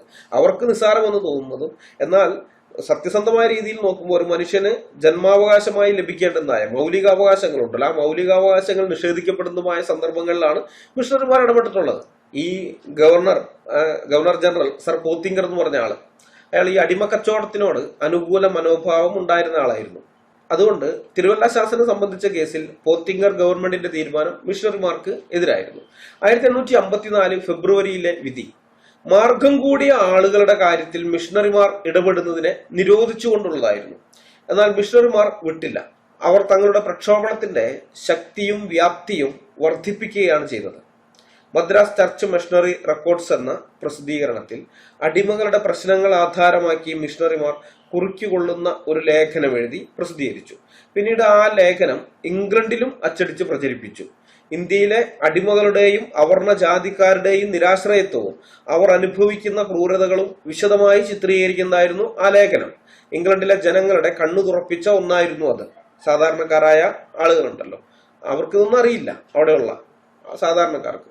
അപ്പൊ അവരൊക്കെ വിചാരിച്ചിരുന്നത് ഇവിടെ ബ്രിട്ടീഷുകാരൊക്കെ നല്ല രീതിയിൽ ഭരിക്കുന്നു, തങ്ങളെ ഭരിക്കുന്നത് പോലെ തന്നെ സാമൂഹിക വിവേചനമൊന്നും ഇല്ലാതെയാണ് ബ്രിട്ടീഷുകാർ അവിടെ ഭരിക്കുന്നത്. അങ്ങനെയാണ് ഇവർ ചിന്തിച്ചിരുന്നത്, ആ നാട്ടിലെ ആളുകൾ, സാധാരണക്കാരായ ആൾക്കാർ ചിന്തിക്കുന്നത്. മിഷണറിമാർ ഈ ലേഖനം പ്രസിദ്ധീകരിച്ചു കഴിഞ്ഞപ്പോഴാണ് ജനങ്ങൾക്ക് മനസ്സിലായത് ഇങ്ങനെയുള്ള അനാചാരങ്ങൾ, അനീതികൾ ഇവിടെ നടക്കുന്നു, അത് ഇല്ലാതാക്കാൻ വേണ്ടി ബ്രിട്ടീഷ് ഗവൺമെന്റ് ഒരു കാര്യവും ചെയ്യുന്നില്ല എന്നുള്ളത്. ബ്രിട്ടീഷുകാർ വേറെ ഒന്നുകൊണ്ടല്ല ചെയ്യാതിരുന്നത്, അതൊക്കെ ചെയ്തു കഴിഞ്ഞാൽ സവർണരടങ്ങും. ഈ സവർണറുടെ സഹായത്താലാണ് ബ്രിട്ടീഷുകാർ ഇവിടെ ഭരിക്കുന്നത്. കാരണം ബ്രാഹ്മണൻ എന്ന് പറഞ്ഞാൽ അതിന്റെ താഴെയുള്ളവർ കേൾക്കും, അനുസരിക്കും. അതുകൊണ്ട് ഈ ബ്രാഹ്മണരെ ബ്രിട്ടീഷുകാർ ചാക്കിട്ട് പിടിച്ചിരിക്കുകയാണ്. അവർക്ക് വേണ്ടുന്നതായ കാര്യങ്ങൾ, അവരുടെ ആനുകൂല്യങ്ങൾ ഇതൊന്നും തടസ്സപ്പെടുത്താതെ. നമ്മൾ ഈ പുരി ജഗന്നാഥ ക്ഷേത്രത്തിന്റെയൊക്കെ അന്നത്തെ രേഖകളൊക്കെ പരിശോധിച്ചാൽ കാണാം, അവിടെ ഉത്സവം നടത്താൻ ഏറ്റവും കൂടുതൽ ഫണ്ട് ഗവൺമെന്റിൽ നിന്നാണ് കിട്ടിയിരുന്നത്. പല ക്ഷേത്രങ്ങളുടെ കാര്യത്തിലും ബ്രിട്ടീഷ് ഗവൺമെന്റാണ് ഇത് കൊടുക്കുന്നത്. കാരണം ബ്രാഹ്മണരെ വെറുപ്പിക്കാൻ പറ്റില്ല, അവരെ വെറുപ്പിച്ചു കഴിഞ്ഞാൽ ഇവിടെ ഭരണം അസാധ്യമാകും. അതറിയാവുന്നതുകൊണ്ട് ബ്രാഹ്മണർക്ക് വേണ്ടുന്ന എല്ലാം ചെയ്തു കൊടുത്തു. ബ്രാഹ്മണർ അതനുസരിച്ച് ഇവരോട് ചേർന്ന് തന്നെ നിൽക്കുകയും ചെയ്തു. അങ്ങനെയൊക്കെ ഉണ്ടായിരുന്നത്. അപ്പൊ ഏതായാലും സാധാരണ ജനങ്ങൾ ഇതൊക്കെ അറിഞ്ഞു കഴിഞ്ഞപ്പോൾ ഇംഗ്ലണ്ടിൽ ഭയങ്കര പ്രക്ഷോഭങ്ങളൊക്കെ വന്നു. ജനങ്ങൾ ഇതിനെതിരെ പ്രതികരിക്കുകയും പ്രക്ഷോഭം ഉണ്ടാക്കുകയൊക്കെ ചെയ്തു. അപ്പൊ അങ്ങനെ വന്നു കഴിഞ്ഞപ്പോൾ ഒന്ന് ജനങ്ങളെയൊക്കെ ശമിപ്പിക്കാൻ വേണ്ടി ബ്രിട്ടീഷ് ഗവൺമെന്റ് അവിടെ നിന്ന് പുതിയ ഗവർണർ ജനറൽ ആയിട്ട് ഒരാളെ അയക്കുന്നുണ്ട്. പോത്തിങ്കറിനെ മാറ്റുകയല്ല, പോത്തിങ്കറിന് പ്രായമായി, റിട്ടയറായി. അപ്പൊ റിട്ടയറായിട്ട് അദ്ദേഹം സർവീസിൽ നിന്ന് വിരമിക്കുമ്പോൾ പകരം അയച്ചിരിക്കുന്നത് ക്രിസ്തീയ ആദർശ നിത്യജീവിതത്തിൽ നടപ്പാക്കിയ ഒരാളും, രക്ഷിക്കപ്പെട്ട ക്രിസ്ത്യാനി ആയിരിക്കുന്ന ആളും, അതുപോലെ അടിമവ്യവസ്ഥയുടെ വിരോധിയും അടിമവ്യവസ്ഥയെ പൂർണ്ണമായും തുടച്ചു നീക്കാൻ പ്രതിജ്ഞാബദ്ധനായിക്കൊണ്ട് ഇന്ത്യയിലേക്ക് വരികയും ചെയ്ത ഹാരിസ് പ്രഭുവാണ്. ഹാരിസ് പ്രഭു അധികാരം ഏറ്റെടുത്തു കഴിഞ്ഞതിന് ശേഷം തിരുവിതാംകൂറിലെ എല്ലാ അടിമകളെയും തീർത്തും സ്വതന്ത്രരാക്കുന്നതിന് ആവശ്യപ്പെട്ടുകൊണ്ട് മദ്രാസ് ഗവൺമെന്റ് 1854 ഒക്ടോബർ മാസത്തിൽ പ്രമേയം പാസാക്കുകയാണ്. Resolution number 371. 1854 ഒക്ടോബർ 3 അത് പാസാക്കുന്നത്. പുതിയ ഗവർണറുടെ പരിപാടികളുമായി യോജിക്കുകയല്ലാതെ വേറെ നിവൃത്തിയില്ല എന്ന് തിരുവിതാംകൂർ റെസിഡന്റിനും ദിവാനും മനസ്സിലായി. 1855 ഏപ്രിലിൽ കൊച്ചിൻ സർക്കാർ അടിമകൾക്ക് സ്വാതന്ത്ര്യം നൽകുന്ന വിളംബരം പുറപ്പെടുവിച്ചു. അതോടെ വേറെ നിവൃത്തിയില്ലാതെ, ഏപ്രിലാണ് കൊച്ചി എന്ന് വരുന്നത്, അതോടെ വേറെ നിവൃത്തിയില്ലാതെ 1855 ജൂൺ 24 തിരുവിതാംകൂറും എല്ലാ സർക്കാർ അടിമകളെയും സ്വകാര്യ അടിമകളെയും മോചിപ്പിച്ചുകൊണ്ടുള്ള വിളംബരം പുറപ്പെടുവിച്ചു. പക്ഷെ ഇത് വ്യാപകമായി പ്രചരിപ്പിച്ചില്ല. എന്ന് മാത്രമല്ല അടിമകളുടെ ഉടമസ്ഥർക്ക് അനുകൂലമായ ചില കാര്യങ്ങൾ പ്രസിഡന്റ് പോലും അറിയാതെ ദിവാൻ ആ വിളംബരത്തിൽ ഉൾപ്പെടുത്തിയിരുന്നു. അതിലൊന്ന് ഇതായിരുന്നു: അടിമകൾ ഇഷ്ടപ്പെടുകയോ അവരുടെ അവകാശങ്ങളെ കുറിച്ച് ബോധമില്ലാതിരിക്കുകയോ ചെയ്താൽ ആ കാലത്തോളം ഉടമകൾക്ക് അടിമകളെ കൈവശം വെച്ചുകൊണ്ടിരിക്കാം. ഇതായിരുന്നു ആ വകുപ്പ്. അതായത് ഉടമകൾ അറിയുന്നില്ല തങ്ങളെ സ്വതന്ത്രരാക്കി, സർക്കാർ ഇങ്ങനെ ഒരു വിളംബരം പുറപ്പെടുവിച്ചിട്ടുണ്ട്, അതുകൊണ്ട് ഞങ്ങൾ ഇനി മുതൽ സ്വതന്ത്രരാണെന്നുള്ള കാര്യം ഈ അടിമകൾ അറിയുന്നില്ലെങ്കിൽ അറിയാത്ത കാലത്തോളം അവരെ ഉടമകൾക്ക് കൈവശം വെച്ചുകൊണ്ടിരിക്കുക, അടിമയായിട്ട് തന്നെ വെച്ചുകൊണ്ടിരിക്കാം എന്നുള്ളതാണ്. അതുകൊണ്ട് തന്നെ ഇവരെന്ത് ചെയ്യുന്നു, ഈ വിളംബരം പരസ്യപ്പെടുത്തിയില്ല. ഈ അന്നത്തെ കാലത്ത് എന്ന് പറഞ്ഞു കഴിഞ്ഞാൽ ചണ്ടയൊക്കെ കുട്ടി, തമ്പേറൊക്കെ കുട്ടി, ആളുകളെയൊക്കെ വിളിച്ചു കൂട്ടി ആൾക്കാരുടെ മുമ്പിൽ ഓരോ ചന്തകളിലൊക്കെ ചെന്ന് അവിടെ ഈ സർക്കാരിന്റെ ആ കാര്യങ്ങൾ വിളംബരമൊക്കെ ജനങ്ങളെ അറിയിക്കുന്നത്. അപ്പൊ അത് ഇവർ ചെയ്തില്ല. അത് ചെയ്യാതെ കൊണ്ട് ഈ സംഗതി ഇങ്ങനെ ഒരു വിളംബരം സർക്കാർ പുറപ്പെടുവിച്ചിട്ടുണ്ട്, അടിമകളെല്ലാം സ്വതന്ത്രരാണെന്നുള്ള കാര്യം മുകളിലുള്ള ആളുകൾക്ക് അറിഞ്ഞെന്നല്ലാതെ അടിമകളായിരിക്കുന്നു താഴേക്കിടയിലുള്ള ആൾക്കാർ ഇത് അറിഞ്ഞില്ല, താഴെ തട്ടിലെത്തിയില്ല. ഭൂരിപക്ഷം അടിമകളും തങ്ങൾ സ്വതന്ത്രരാക്കപ്പെട്ടത് അറിയാതെ അടിമത്തത്തിൽ തന്നെ തുടർന്നു. അപ്പോ അവിടെയും മിഷണറിമാർ ഇടപെട്ടു. CMS മിഷണറി ആയിരുന്ന ഹെൻറി ബേക്കർ സീനിയർ അദ്ദേഹം ട്രാക്ട് അടിച്ചു. ഇപ്പൊ നിങ്ങൾ ക്രിസ്തുവിന്റെ സുവിശേഷത്തിന്റെ ട്രാക്ട് ഒക്കെ കാണാറുണ്ടല്ലോ, ആരെങ്കിലും കൊണ്ടുവന്ന് നിങ്ങളുടെ കൈ തന്നിട്ടുണ്ടോ എന്ന് വിചാരിക്കുന്നു. അങ്ങനെയുള്ള ആ ട്രാക്ട് പോലെ തന്നെ അദ്ദേഹം അച്ചടിച്ചു. എന്താണെന്നറിയോ, യജമാനന്മാരുടെയും ഭൃത്യന്മാരുടെയും കർത്തവ്യങ്ങളെ സംബന്ധിച്ച് ബൈബിളിൽ നിന്നുള്ള കുറെ ഭാഗങ്ങളൊക്കെ കൂട്ടിച്ചേർത്ത് ഈ വിളംബരം അച്ചടിച്ചു. ട്രാക്ട് രൂപത്തിൽ ഈ വിളംബരം അച്ചടിച്ച് പ്രചരിപ്പിച്ചു. അപ്പൊ അടിമകൾക്ക് മിഷണറിമാര് വിദ്യാഭ്യാസം കൊടുക്കുന്നുണ്ടായിരുന്നു. അടിമ സ്കൂളുകളൊക്കെ തുടങ്ങി രാത്രിയിലാണ്, പകൽ ഒരു പണി എടുക്കുകയാണ്, രാത്രിയിൽ വിദ്യാഭ്യാസം കൊടുക്കുന്ന അങ്ങനത്തെ പരിപാടി മിഷണറിമാർക്ക് ഉണ്ടായിരുന്നു. അതുകൊണ്ട് എഴുത്തും വായനയും അറിയുന്ന കുറച്ച് അടിമകളൊക്കെ ഉണ്ട്. അപ്പൊ ഈ സാധനം ഇവരുടെ ഇടയിലൊക്കെ അങ്ങ് പ്രചരിപ്പിച്ചു. സർക്കാർ പ്രചരിപ്പിക്കേണ്ടതാണ്, അത് നടത്തിയില്ല. അപ്പൊ മിഷണറിമാരാണ് അത് ചെയ്യുന്നത്. അവ വിതരണം ചെയ്യരുതെന്ന് അടിമയുടമകൾ എന്റെ ആളുകളോട് യാചിച്ചു എന്ന് ഹെൻറി ബേക്കർ എഴുതിയിട്ടുണ്ട്. 1850-കളെ കുറിച്ച് പിൽക്കാലത്ത് റവറൻ ജോൺ ആബ്സ് രേഖപ്പെടുത്തിയിരിക്കുന്നത് ഇങ്ങനെയാണ്: ആ ദിനങ്ങൾ ക്രൂരതയുടേതായിരുന്നു. ആ കാലത്ത് അനീതിയെ വിജയകരമായി അതിജീവിക്കാൻ കഴിഞ്ഞത് രാജ്യത്തെ നിയമത്തെ നിഷേധിച്ചും ഗവൺമെന്റിനെ സ്ഥിരമായി എതിർത്തുകൊണ്ടും മാത്രമായിരുന്നു. ജോൺ ആബ്സ് എഴുതിയിരിക്കുന്നതാണ്. രാജ്യത്തെ നിയമങ്ങളെ ഞങ്ങൾ ലംഘിച്ചുകൊണ്ട്, അല്ലെങ്കിൽ രാജ്യത്തെ നിയമത്തെ നിഷേധിച്ചുകൊണ്ടും പിന്നെ ഗവൺമെന്റിനെ സ്ഥിരമായി എതിർത്തും കൊണ്ടും മാത്രമാണ് ഞങ്ങൾ ഈ അനീതിയെ വിജയകരമായി അതിജീവിച്ചതെന്നാണ് എഴുതിയിരിക്കുന്നത്. നമുക്കറിയാം, ഇന്ത്യൻ സ്വാതന്ത്ര്യ സമരത്തിൽ നിയമലംഘന പ്രസ്ഥാനം എന്ന് പറയുന്ന ഒന്നുണ്ട്. ഇന്ത്യൻ സ്വാതന്ത്ര്യ സമരത്തിന്റെ ചരിത്രം അറിയാവുന്നവർക്ക് മനസ്സിലാകും. ഗാന്ധിജിയുടെ നേതൃത്വത്തിലാണ് ഈ നിയമലംഘന പ്രസ്ഥാനം ഉണ്ടാകുന്നത്. അത് 1930-ലാണ് നിയമലംഘന പ്രസ്ഥാനം വരുന്നത്. അതിനും 80 കൊല്ലം മുൻപേ ക്രിസ്ത്യൻ മിഷണറിമാർ നിയമലംഘനം തിരുവിതാംകൂറിൽ നടത്തിയിരുന്നു. നിയമലംഘന സമരം തിരുവിതാംകൂറിൽ നടത്തിയിരുന്നു. തിരുവിതാംകൂറിലെ പോലീസ് ഇൻസ്പെക്ടർ ആയിരുന്ന P. ശങ്കുണ്ണി മേനോൻ തന്റെ തിരുവിതാംകൂർ ചരിത്രം എന്ന കൃതിയിൽ മിഷണറിമാരെ കുറ്റപ്പെടുത്തിക്കൊണ്ട് എഴുതിയിട്ടുണ്ട്. അതിങ്ങനെയാണ്: മതം മാറിയവരെ മിഷണറിമാർ അങ്ങേയറ്റം സഹായിച്ചു. ഇത് തിരുവിതാംകൂർ ആണെന്ന് വിസ്മരിച്ച് ഇംഗ്ലണ്ടിൽ എന്ന പോലെയുള്ള ജീവിത സമ്പ്രദായം ഇവിടെ നടപ്പാക്കുക എന്നതായിരുന്നു ലക്ഷ്യം. കാലമോ ദേശമോ സർക്കാരിന്റെ നയമോ ഒരു വിദേശ രാജ്യത്തുള്ളവരുടെ പദവിയോ ഒന്നും കണക്കാക്കാതെയാണ് മതപരിവർത്തനം ചെയ്തവരോട് മിഷണറിമാർ പെരുമാറിയത്. അവർക്ക് തികഞ്ഞ സ്വാതന്ത്ര്യം നൽകി. അതിന്റെ ഫലമായി തർക്കം വേഗത്തിൽ ഒതുക്കുവാൻ ബുദ്ധിമുട്ടായി. മിഷണറിമാരിൽ നിന്നും പ്രോത്സാഹനം ലഭിച്ചിരുന്നതിനാൽ നാട്ടു നിയമങ്ങളെ ധിക്കരിക്കുവാനുള്ള പ്രവണതയാണ് ചാന്നാന്മാരിൽ കണ്ടത്. P. ശങ്കുണ്ണി മേനോൻ, തിരുവിതാംകൂർ ചരിത്രം, പേജ് 428. അപ്പൊ സർക്കാർ ഓരോ നിയമങ്ങൾ ഉണ്ടാക്കി വെച്ചിട്ടുണ്ട്. ഇത്ര അടി ദൂരത്തേക്ക് വരാൻ പാടില്ല, ഇന്ന വഴി കൂടെ നടക്കാൻ പാടില്ല എന്നൊക്കെ പറഞ്ഞ് നിയമമാണ്, ഇവിടുത്തെ നിയമമായിരുന്നു. ആ നിയമത്തെയൊക്കെ നിഷേധിക്കാൻ മിഷണറിമാർ പറഞ്ഞു. തങ്ങളുടെ കൂട്ടത്തിൽ ചേർന്ന ആൾക്കാരോട് പറഞ്ഞു. അധസ്ഥിത വർഗത്തിൽ നിന്ന് ക്രിസ്ത്യാനികളായി തീർന്നവരോട് പറഞ്ഞു, ഇനി നിങ്ങളെ ബാധിക്കില്ല, ആ നിയമം നിങ്ങളെ ബാധിക്കുന്നതല്ല, അതൊക്കെ ലംഘിച്ചോളണം. നിയമലംഘന സമരം ഇവരെ കൊണ്ട് മിഷണറിമാർ നടത്തിച്ചു. അതാണ് ശങ്കുണ്ണി മേനോൻ പറയുന്നത്. മിഷണറിമാരിൽ നിന്ന് പ്രോത്സാഹനം ലഭിച്ചിരുന്നതിനാൽ നാട്ടു നിയമങ്ങളെ ധിക്കരിക്കാനുള്ള പ്രവണതയാണ് ചാന്നാന്മാരിൽ കണ്ടത്. ചാന്നാന്മാരിൽ നിന്ന് മാറിയ ആളുകൾക്ക്, ഇപ്പൊ നേരത്തെ പറഞ്ഞല്ലോ മാറുമുറപ്പ് സമരം, അതുപോലെ ഓരോ കാര്യത്തിലും മിഷണറിമാരാണ് പുറകിൽ നിന്ന് ഇവരെ കൊണ്ട് ഇതൊക്കെ ചെയ്യിപ്പിച്ചത്. രാജ്യത്തിലെ നിയമം അനീതിയുള്ളതാണെങ്കിൽ അനീതി അനുഭവിക്കുന്ന ജനങ്ങളെ കൊണ്ട് ആ നിയമത്തെ ലംഘിപ്പിക്കുക എന്ന സമരതന്ത്രം മിഷണറിമാരാണ് ആദ്യമായി ഇന്ത്യയിൽ ഉപയോഗിച്ചത്. ഗാന്ധിജി ജനിക്കുന്നത്, നിയമലംഘന പ്രസ്ഥാനത്തിന്റെ ഉപജ്ഞാതാവായി നമ്മൾ പരിഗണിക്കപ്പെടുന്ന ഗാന്ധിജി ജനിക്കുന്നത് 1869-ലാണ്. അതിനും ഏതാണ്ട് ഒരു 20 വർഷങ്ങൾക്ക് മുമ്പേ അവർണർക്ക് വേണ്ടി നിയമലംഘന പ്രസ്ഥാനം തുടങ്ങിയവരാണ് ക്രൈസ്തവ മിഷണറിമാര്. അത് നിങ്ങൾ മനസ്സിലാക്കണം, അറിയണം. ഇക്കാര്യങ്ങളൊക്കെ അറിഞ്ഞേ പറ്റുകയുള്ളൂ. 1868 തിരുവിതാംകൂർ ദിവാൻ മാധവറാവു മിഷണറിമാരെ കുറിച്ച് ഇങ്ങനെ എഴുതുകയുണ്ടായി: മിഷണറിമാർ അവരുടെ മതത്തിൽ ചേർന്നവരുടെ പൗരസ്വാതന്ത്ര്യത്തെ തടയുന്നവരെ വെടിവെച്ചു കൊന്നും അത് നടപ്പാക്കാൻ കഴിയുമെന്ന് വിശ്വസിക്കുന്നവരാണെന്നാണ് മാധവ് റാവു. അദ്ദേഹം എഴുതിയിരിക്കുന്ന ഈ കാര്യം റോബിൻ ജെഫ്രി നായർ മേധാവിത്വത്തിന്റെ പതനം എന്ന പുസ്തകത്തിൽ പേജ് 171 ഉദ്ധരിച്ചിട്ടുണ്ട്. അപ്പൊ ചിന്തിച്ചു നോക്കണം, ഇത് ഒരു പക്ഷെ അതിശയോക്തിയായിട്ട് നമുക്ക് തോന്നും കേൾക്കുമ്പോൾ. മിഷണറിമാര് തങ്ങളുടെ മതത്തിൽ ചേർന്ന ആൾക്കാരുടെ പൗരസ്വാതന്ത്ര്യത്തെ തടയുന്നവന്മാരെ വെടിവെച്ചു കൊന്നും അവരുടെ പൗരസ്വാതന്ത്ര്യം നടപ്പാക്കാൻ കഴിയുമെന്ന് വിശ്വസിക്കുന്നവരാണെന്ന് അതിശയോക്തിയായിട്ട് തോന്നാം. പക്ഷേ അത്ര അതിശയോക്തിയൊന്നുമല്ല. കാരണം ഇതിന്റെ ചില സംഗതികളൊക്കെ എനിക്കറിയാം, വ്യക്തമായിട്ട് അറിയാം. ഈ സ്നാനപ്പെടുത്താൻ കൊണ്ടുപോകുമ്പോൾ അപ്പോഴാണ് പ്രശ്നം. ഇവര് സുവിശേഷം പറയുകയും ആളുകളെ പഠിപ്പിക്കുകയും 2-3 വർഷമൊക്കെ പഠിപ്പിക്കും. എന്നിട്ട് ക്രിസ്ത്യാനിയായി എന്ന് ബോധ്യമായി കഴിയുമ്പോഴാണ് സ്നാനപ്പെടുത്തുന്നത്. സ്നാനപ്പെടുത്തുന്നതോടുകൂടിയാണ് അവൻ പിന്നെ ക്രിസ്ത്യാനിയായി പരിഗണിക്കപ്പെടുന്നത്. അങ്ങനെ ക്രിസ്ത്യാനി ആയി കഴിഞ്ഞാൽ പിന്നെ ഈ ഹിന്ദുമതത്തിന്റെ ഇതൊന്നും അവനെ ബാധിക്കുകയില്ല. അതുകൊണ്ട് നായന്മാരെപ്പോഴും ഇതിനെ ശക്തമായിട്ട് എതിർത്തിരുന്നു. കാരണം അവരുടെ കീഴിൽ അവർക്ക് തട്ടിക്കളിക്കാനുള്ള ആൾക്കാരാണ്. ഇപ്പൊ അതിൽ നിന്ന് അവർ രക്ഷപ്പെട്ടു പോകാൻ അവർ സമ്മതിക്കുന്നില്ല. ഇവർ ഈ സ്നാനപ്പെടുത്താൻ കൊണ്ടുപോകുന്ന സമയത്ത് ആക്രമിക്കുമായിരുന്നു. ഈ പാവങ്ങള് തിരിഞ്ഞോടും, വേറെ നിവൃത്തിയില്ല, അങ്ങനെയാണ്. അപ്പൊ അതുകൊണ്ട് മിഷണറിമാര് നോയൽ സാഹിബ് ഉണ്ടായിരുന്നു തിരുവല്ലയില്. നോയൽ സാഹിബ് തോക്കും പിടിച്ച് മുന്നിൽ നടക്കുമായിരുന്നു. അദ്ദേഹം കുതിരപ്പുറത്തെ സാധാരണ പോകാറ്, പക്ഷെ സ്നാനത്തിൻ്റെതിലേക്ക് പോകുന്ന സമയത്ത് തോക്കും പിടിച്ച് മുന്നിൽ നടക്കും.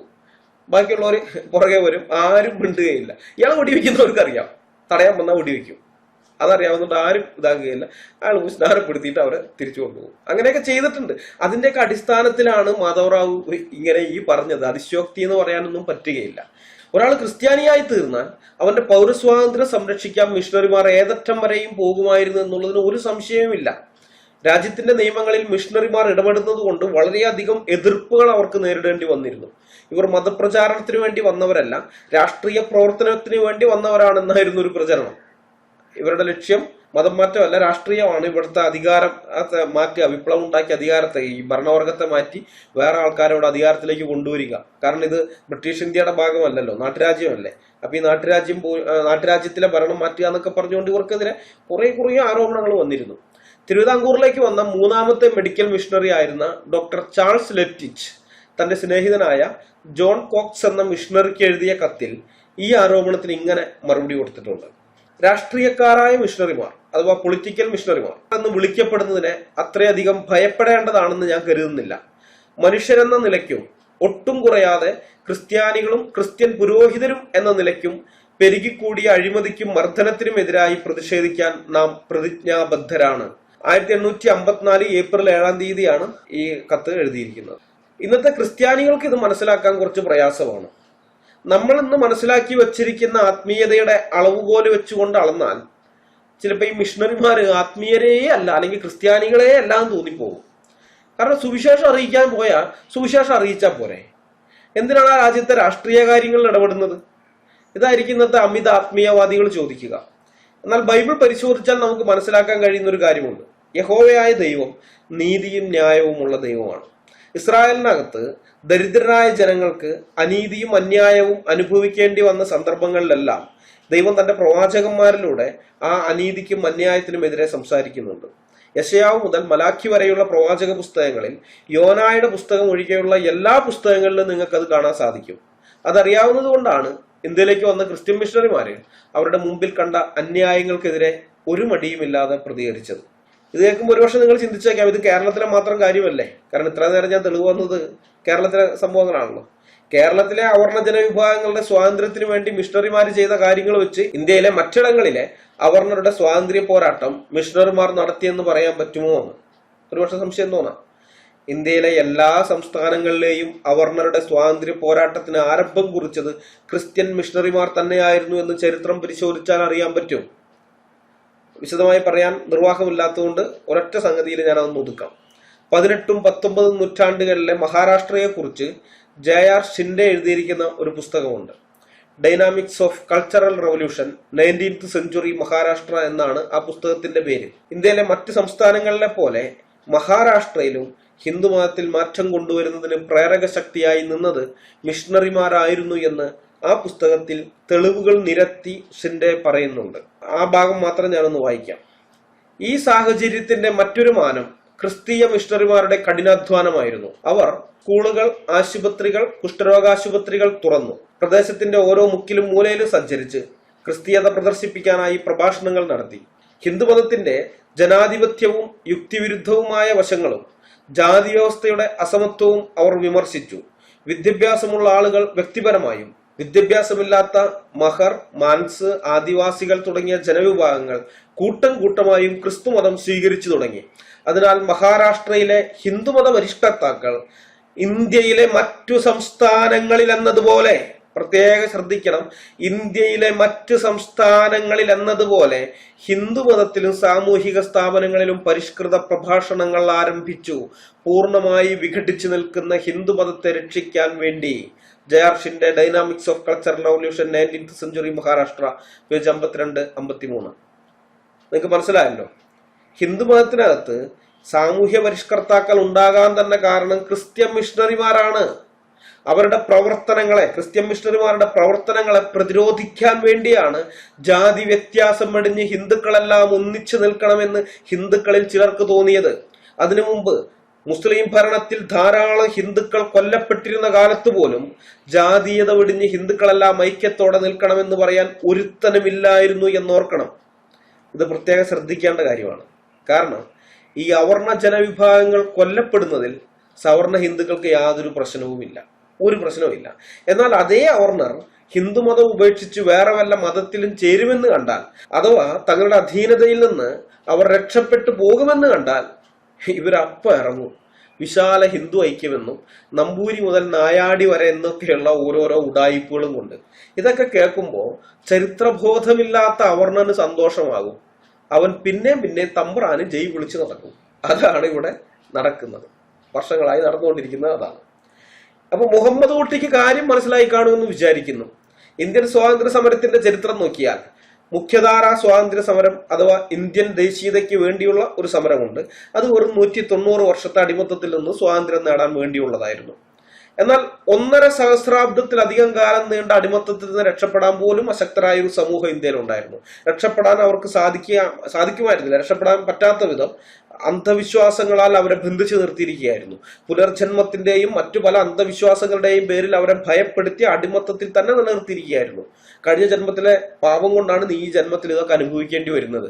അപ്പൊ ഈ ജന്മത്തിൽ ഇത് അനുഭവിച്ച് തീർത്ത് നീ അങ്ങ് പോയി കഴിഞ്ഞാൽ അടുത്ത ജന്മമെങ്കിലും നിനക്ക് നന്നായി ജീവിക്കാൻ പറ്റും. അതല്ല ഇപ്പൊ നീ അത് അനുഭവിക്കുന്നില്ല, കഴിഞ്ഞ ജന്മത്തിലെ പാപത്തിന്റെ ശിക്ഷ ഈ ജന്മത്തിൽ നീ അനുഭവിക്കുന്നില്ലെങ്കിൽ അടുത്ത ജന്മത്തിലും നീ ഇത് അനുഭവിക്കേണ്ടി വരുമെന്നൊക്കെ പറഞ്ഞ് ഭയപ്പെടുത്തിയിട്ട് എന്റെയൊക്കെ പൂർവികരെ നിശബ്ദമായിട്ട് ഇതൊക്കെ സഹിക്കാൻ പരുവപ്പെടുത്തിയെടുത്തിരിക്കുകയായിരുന്നു അന്ധവിശ്വാസത്താൽ.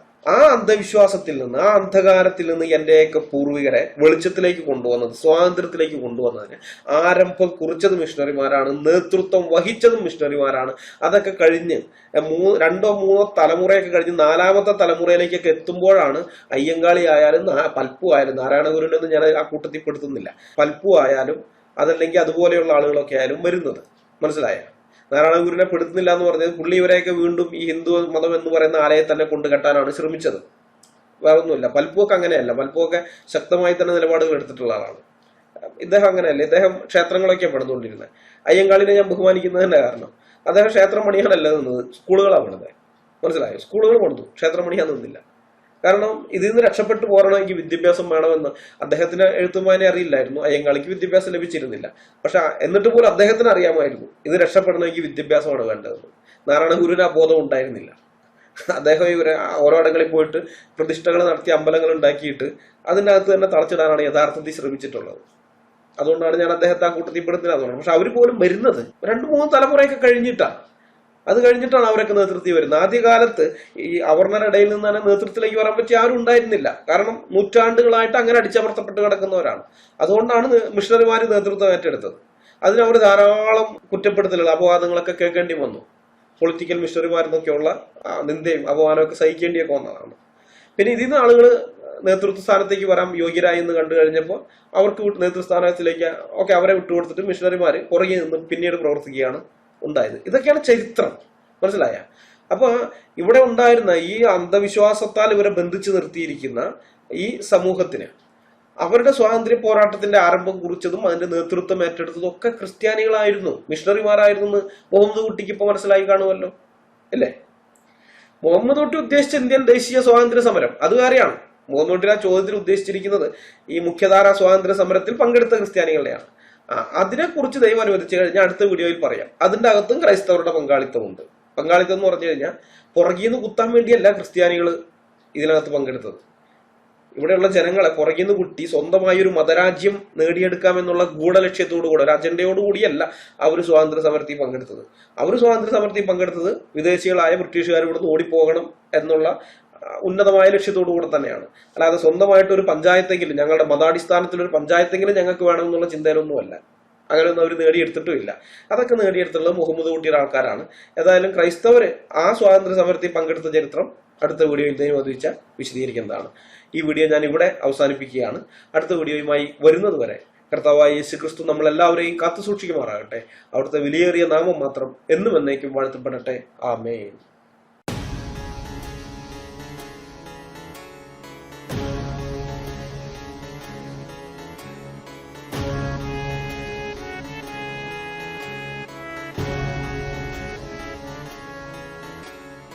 ജീവിച്ചാൽ ക്രിസ്തുവിനായി, പ്രവർത്തിച്ചാൽ ക്രിസ്തുവിനായി, മരിച്ചാൽ ക്രിസ്തുവിനായി.